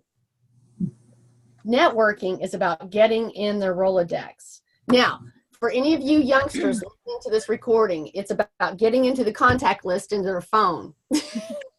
Their friends list. Those of us who are a little longer in the tooth know what a Rolodex is. But it's about making those connections that lead to clients, finding out who they know, and first and foremost, find out who they want to connect with. Let me tell you what, I get more referrals from people who I have made an effort first to connect them with somebody they're trying to connect with. That goes a lot longer than not trying to help them. If you don't set up a system to process your leads and your contacts to stay in touch and build a relationship, it turns into a stack of business cards on your desk that you forget who those people are. Speaking from experience here. So develop a process for processing those leads, or those contacts rather, when you get them. The other place I see professionals trip is going to too many events at once. I used to do that. Oh my gosh, I was at a networking event every other day and stacks of business cards. Don't do it. Don't do it. I would have all these business cards sitting on my desk, and I just didn't have a system down. I was going to too many, and that is a total waste of time. If you're not developing relationships to get referrals, you're wasting your time. When you are asking for referrals, be specific, because getting clear on that helps them be kind of a salesperson for you. Does that make sense, Barbara? Mm-hmm. So your contact sphere can jump exponentially at that point. Let's look at your elevator pitch. Now, I gave you the little formula there. This is what happens when we get into networking. People are going to run up, shake your hand. Hey, what do you do? What's the name of your business? What do you do? Well, I use horses to help people. That tells them nothing. So you want to get down to what is it that you do. I might say something a lot. I have a lot of different things I'll say, but one thing might be I work with multiple 6- and 7-figure business owners to get more money, time, and energy with a lot less effort. And sometimes I use horses to get that job done. Now, there's no riding. Everything's done on the ground. And listen, they don't even have to know which end of my horse eats to have a breakthrough and build a strong strategy. And so when I get that far with them, they're like, really? Use horses? That's cool. How does that work? It opens up the conversation. But notice where I started. I work with multiple 6- and 7-figure business owners to get more money, time, and energy with less effort. So who do you work with, Barbara? I work with teens and their parents who struggle with suicidal. Go ahead. Sleeping at night. No, I'm just kidding. Struggle with self-harm. Let's say you wouldn't put that in there because of the parents piece. So I work with families. You work with what? Families. Families. Okay, I work with families who struggle with their teen who may be wanting to harm themselves. Yeah. So, and want to sleep at night and find peace in life so they can what?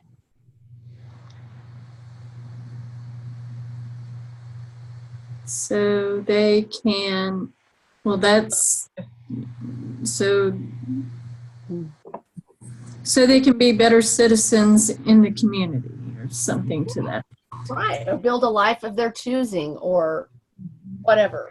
Look at the commonalities that happens for your clients now. If you look at what then becomes possible for them, That's a great question to ask yourself.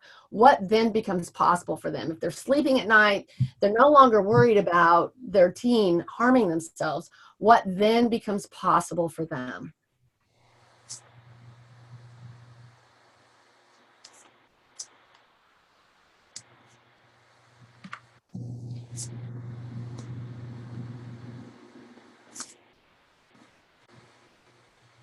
So you can use that little formula there the next time someone says, "So, what do you do?"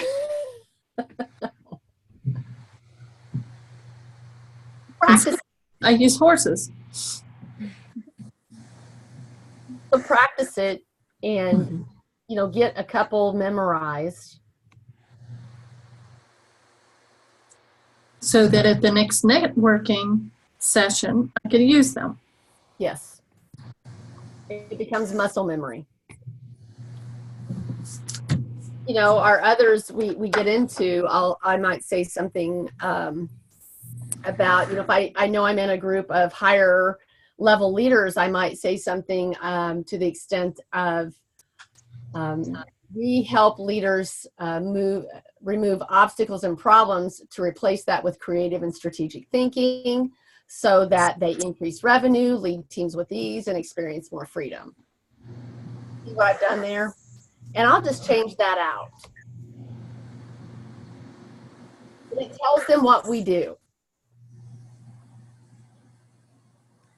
So there's a lot of little things. Just you'll learn your little catchphrases and you'll pull pieces together, at, you know, depending on who your audience is. All right. Any questions on that, Barbara? No, thank you. Okay, good. So moving into the next pillar of the mindset. And if you move over, we're going to do a fun little exercise with you here. You appear to have a box on this next page, page 6. So what I want to invite you to do is write your name at the very top of that sheet of paper outside of that box.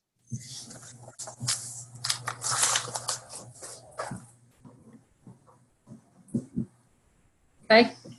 And then at the bottom, write your annual revenue goal for your business. You don't have to share it, don't worry, but just write down the annual revenue goal for your business. Okay. Now, I want you to strike a line through that revenue number and write down the doubled amount next to it. Now, that's your new annual revenue goal. Look at your face. So, Barbara, now what I want you to do is write everything down in the box inside that frame that made you have that look on your face. You know, like, is this woman crazy? I can't do that. I don't have enough help. I can't do that because. Write down all your becauses real quick.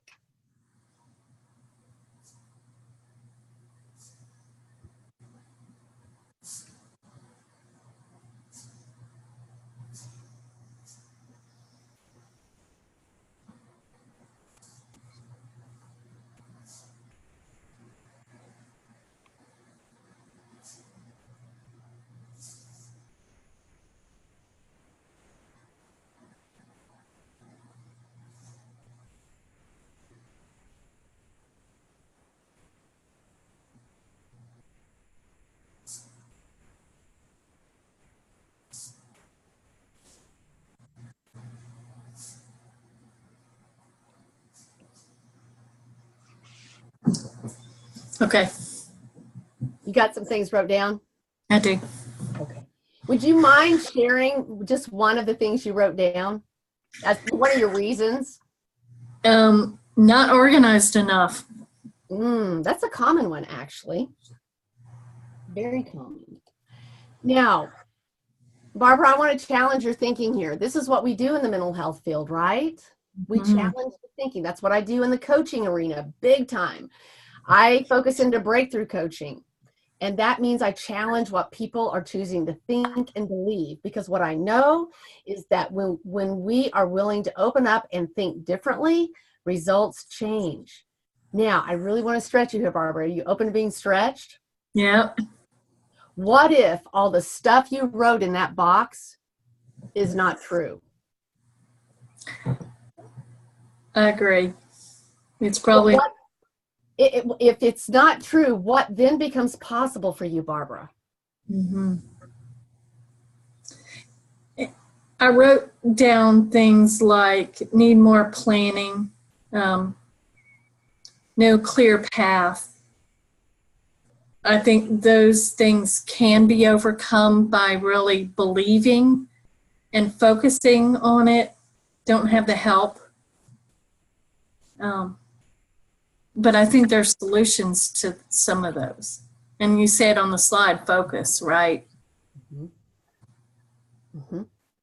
You know, we all come into our businesses with preconceived beliefs about our industry, about money, and ourselves, you know, our capabilities. All of that affects how we engage pricing, marketing, and our clients. All of it. And here's the caveat. You will market to the level that you are comfortable at putting yourself out there. That is the level that you will market at. And if you are not comfortable with putting yourself out there, your marketing is going to reflect that. So were you going to ask a question, Barbara? I was. It almost goes to one of the opening questions that I said about the community that I'm in is more of a low income, you know, and really is that a self-limiting stance? Mm-hmm. I caught that early on. You were choosing to believe that it was low income.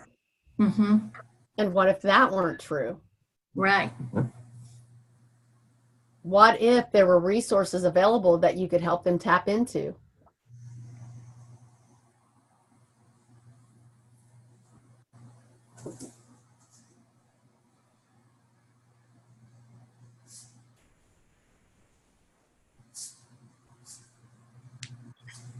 And the funny thing is, go ahead. Well, I'm just saying too, that location piece where you said, and 45 minutes from Charlotte and 55 minutes from, or miles from Greensboro. That's nothing. That's nothing for your work. For the power you give, that's nothing. All self-limiting beliefs on my part. We have clients that'll come down. She comes down for intensive. She drives 10 hours, 5 hours each way to do 3 hours of therapy. Wow. Wow. And she does it. We're like, okay. And then our coaching clients come from all over the world. So you put it out there and they will come. Wow. Yeah. So, you know, I always tell people, look, if you're going to doubt anything, doubt your doubt and doubt your fear. That's what you want to doubt. We will never empower, uplift anybody from a place of fear and scarcity.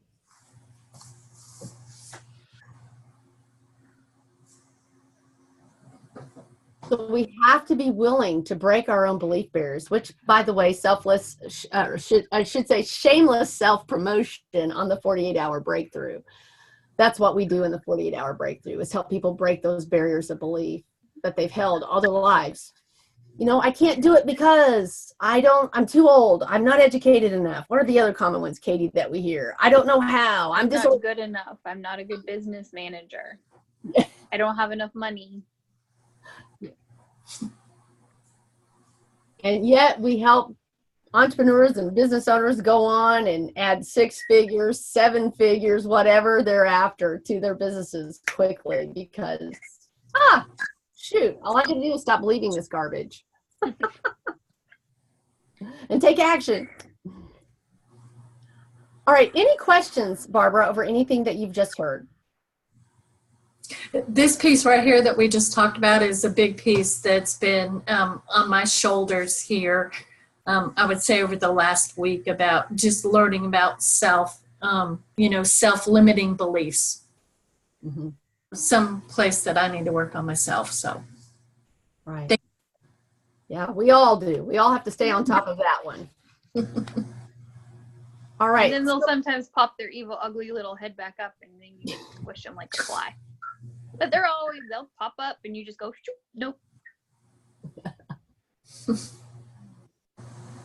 So let's talk about your equine assisted sessions now, and some ideas, strategies. We want to help you develop, your sessions into being powerful.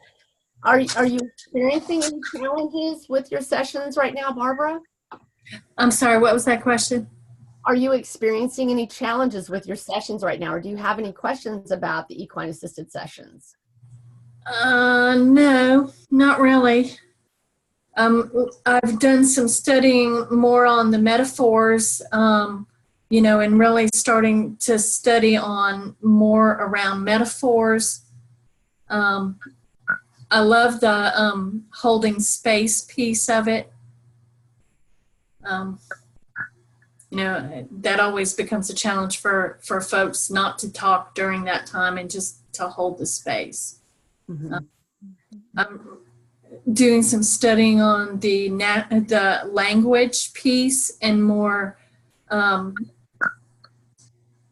being open and more neutral than judgmental.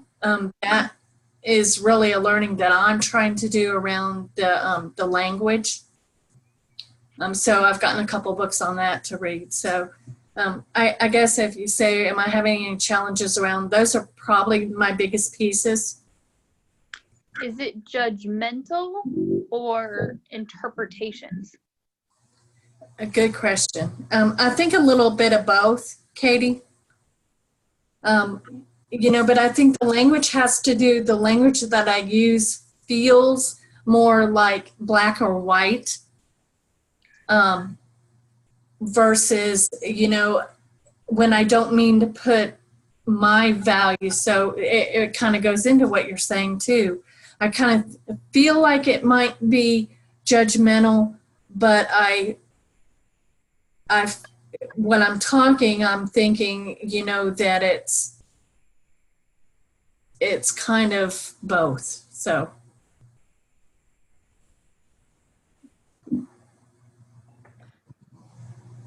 the horses do their jobs well. It's just us humans that get in the way. Right. Like what you said, we get in our head. We think we're judging, or we think we're interpreting. And then what would happen if, when we're thinking all this stuff, we brought it back out with the horses? Yeah. Putting it back out on them. Because then it almost is an automatic pause where, okay, wait a second. This is me, my hamster wheel going off. Stop. Consciously hit the pause button and then put it back out on your herd. Whether you do that with the client knowing, or you just, okay, where's my favorite mare, or what's my gelding doing, or reground yourself almost.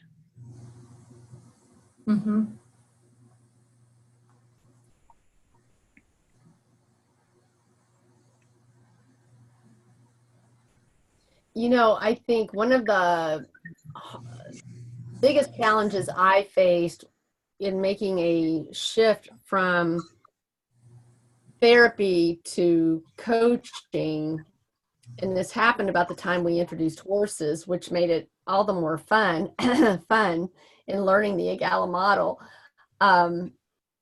was the shift in the questions. And that's all it is just a shift. A lot of times I'm thinking, oh, it's so different. And we have to just go, no, it's just a little shift. There's a big difference between coaching and therapy. Although, and I say that, I really feel like from a coaching standpoint, what I found it hard to do is not make it about me. But see, that's where I'm coming into thinking about what we're talking about right now is that with the horses, it's about the client. It's still not about me. So I like the suggestion of putting it back out on the herd, because even as a coach, you know, you don't have to do the work. It's the client doing the work. And again, when I parallel that over to doing EGALA, it's the same thing. It's the client doing the work, not me. I'm just kind of facilitating the learning of it. I'm not learning myself, but I'm helping the client learn, I guess. That was one of the biggest things, because I had done EGALA for years before I went to be to my coaching certification. And as I was sitting in class on one of the days, it was like, oh, this is shifts. Like the model, and I don't even want to call it a model. It's almost like an evaluative framework, we'll call it. They were so similar. And it was one of those, like, EGALA has this words, IPEC has this words. It's the same beautiful dance that we're doing of where giving the clients a space to answer their own questions, whether they think they know the answer or not. And sometimes we have to ask a question to open up something inside of them, but the flow was beautiful. It's not about being the right or wrong, but it's allowing them to have the space to wonder about it. And then within that wonder comes this transformation. Yeah. You know, I think too that speaking about sessions, I wonder how often we get caught up as practitioners in, oh, I need props, or I need to have a specific exercise designed, where we could really just stand back and invite them to create and see what emerges.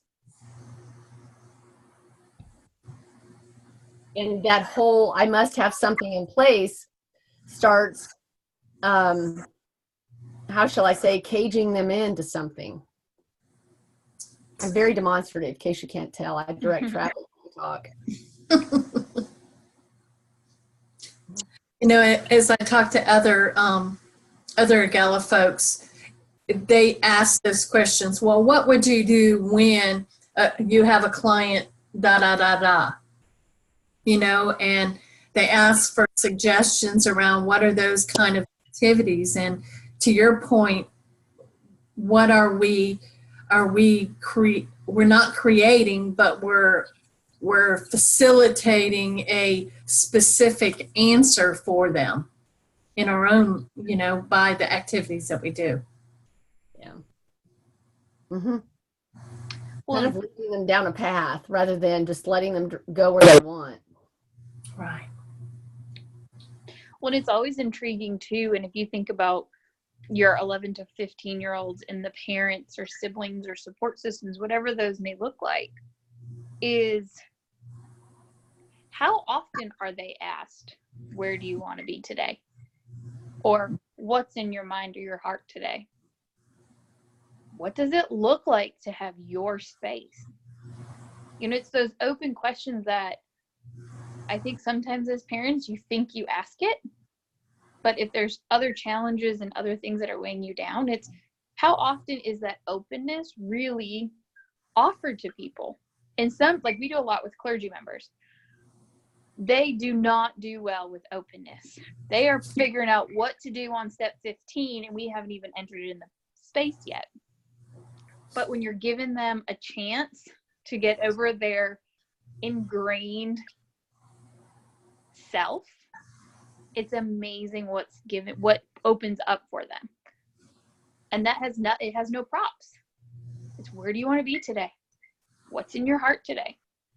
What do we see in this space today? But that's really hard for therapists. It's hard to release the control and that safety piece from equine professionals. That openness is difficult for a lot of people, but it's so beneficial. Mm-hmm. even if you stand there in the middle of a space and do nothing, what does that tell you?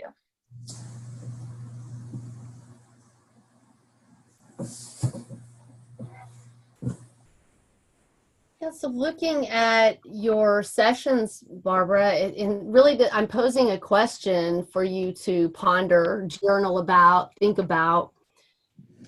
What would give you more confidence as the facilitator in your equine assisted sessions? What would increase your confidence in those sessions? And just have a look at that as you think of those things, and put the things in place that will support you in becoming more confident.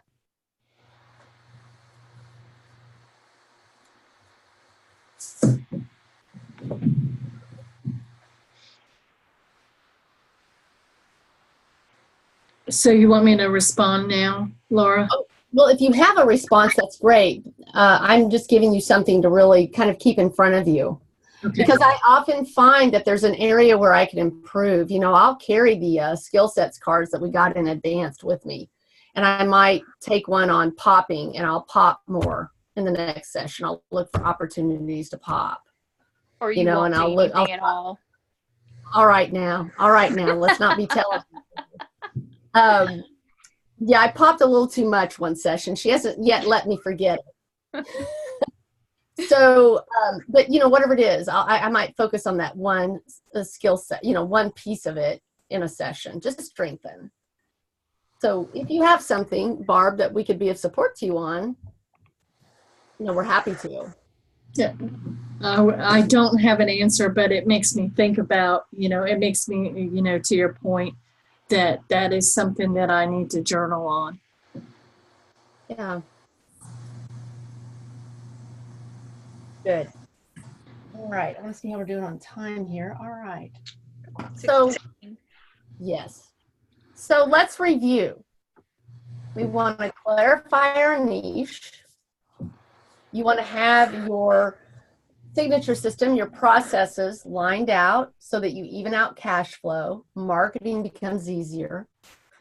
You want to create packages and leverage moving out of the trading time for dollars. Now, over in your therapy side, you know, looking again at how can you leverage? Can you mix group work with individual work? Things of that nature. Or maybe you combine a couple of clients together occasionally for sessions or all the time. That increases the value, it increases the revenue, and shortens the time work frame some. You know, if you go from, say, 2 separate sessions to 1, you know, instead of 2 hours, maybe you've got a 90-minute. You want to get clear on your value that you're bringing to the table. Developing those questions to arrive at the data you need to see what your services are worth and what it's going to cost your ideal client to not hire you. Again, when you point out the money leaks, you've got their attention. Remembering too that there is impact. If I look at the areas of impact with your teenagers and their parents, if their parents are not sleeping well at night because they're worrying about their child, then how productive are they the next day? How is this impacting their financial picture? How is this impacting their relationships? You know, are they just trying to get caught up on sleep on the weekends, and so they're not spending time with their loved ones or friends? You know, look at this impact. There's so many areas of impact here. There's value in that, Barbara, big value in that, by solving that one problem. You want to network powerfully and profitably. Get a system for processing your contacts. And you also want to develop a discernment. You don't need to have coffee with everybody. You want to identify strong referral partners. We have a lot of programs within our area that are free, that are really powerful. There's a lot of connections there. There's a ton that are free. There are some, like I think BNI you pay for. There are some that there is a, you know, dues or whatnot, but we also have a lot of free ones or just open networking ones. expanding out of Salisbury and Rowan County too. Yeah, and you want to look at, when you engage that group, is this a good source of referrals for me? You know, there's networking groups out there that are not good sources for me, and I do not waste time there. Is that really trial and error, knowing, you know, who? Right. I will go in, I might give it a couple of tries and get to know a few people, check it out, and then I realize this is not a good pool for me to be swimming in.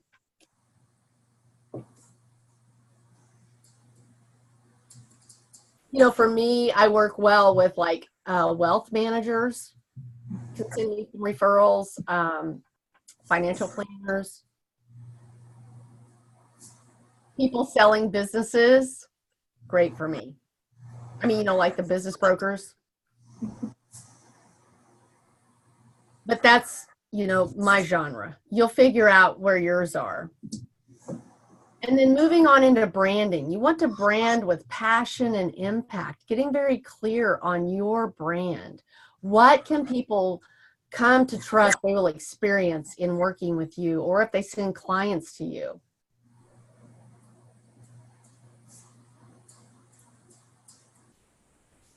You want to develop a mindset of success. Now, that is a very loaded statement. And, you know, I will say this, highly successful people have a coach. They engage in personal and professional development regularly. They read. I read every morning. That's when I fill my cup up, do my scriptural reading and my journaling. I like to listen to podcasts when I'm out cleaning the barn, when I'm driving. I always look for the opportunity to feed my mind, because if I leave my mind to its own devices, it can go down a very dark path.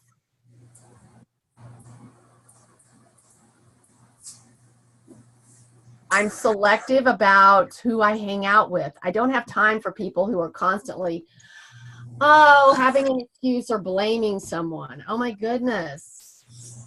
That's just a very dark alley to run down.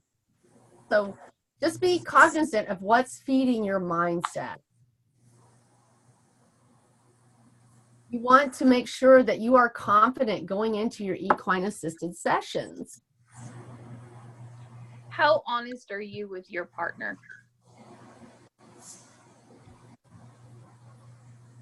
Something to Barb, ponder.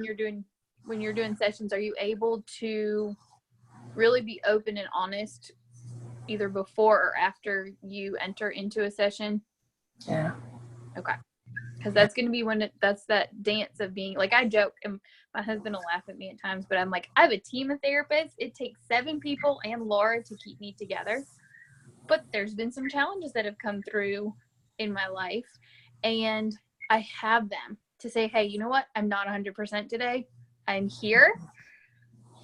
I won't let anyone get hurt, but I may not be as Johnny as the spot as I am.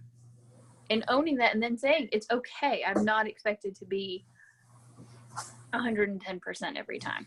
Unless then it becomes a pattern, and you may have to shift how you're entering in the session. You know, and you, along in the lines of the apostrophe S, or your, you know, your stuff, we all have stuff that we enter that arena with. And, you know, I can remember the very first self-made multimillionaire that engaged our services. I had a lot of head trash about that. And it was just like, oh my God, his net worth is higher than mine. How can I help him? Blah, blah, blah, blah, blah, blah, blah, blah. And so check in with your team member when you get caught up in the head trash, because if you're busy in that arena thinking about how am I going to help him, rather than just help him, just do the session. It doesn't matter. It's not about you. It's about the horses. The horses got it. You just have to get out of your head.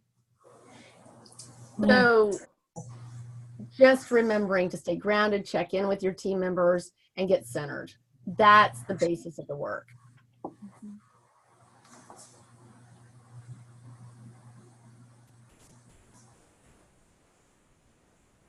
I have found that if I will just be quiet, horses do all the heavy lifting.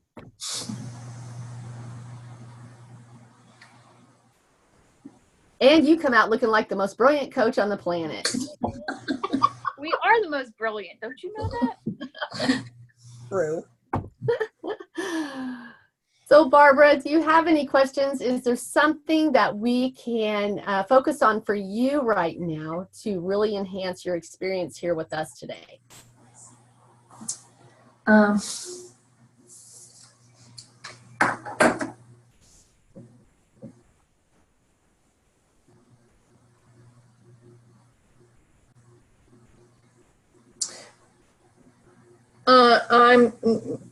Nothing's coming to mind because you've given me a lot of material to think about right now, and it's kind of making me all over the board of where to actually go with it. Sure. What is your biggest takeaway from our time together today? That clarity piece is getting real clear. It's sort of interwoven throughout all of what we talked about today. Not only, like you said, clarify your niche, but you have to have clarity in your system. You have to be clear in your packages and what ties to what and what your next steps are. You have to be clear that you are grounded and centered, knowing what to charge and what you're worth. And I like the word that you used, head trash. You got to be real clear that if that jumps in the middle of everything, you've got to move that out of the way. You got to be clear on who you're going to network with. And you got to be clear on your brand and your mindset. So, clarity is that kind of piece that underlies all of this. Oh, would that be the theme for our session today? And that's what you say you offer people too. Honesty and clarity. Yeah, there you go. Great. Well, thank you for joining us today. We appreciate your time. Yes, and if you need anything over the next bit of time, feel free to reach out to Laura or I. We're always here. Okay. I appreciate it. Thank you, ladies. All right. Thank Oh, you. and one more thing, Barbara, you will get an invitation for a business breakthrough session. Hey, that's wonderful. Yeah. I'm going to need it after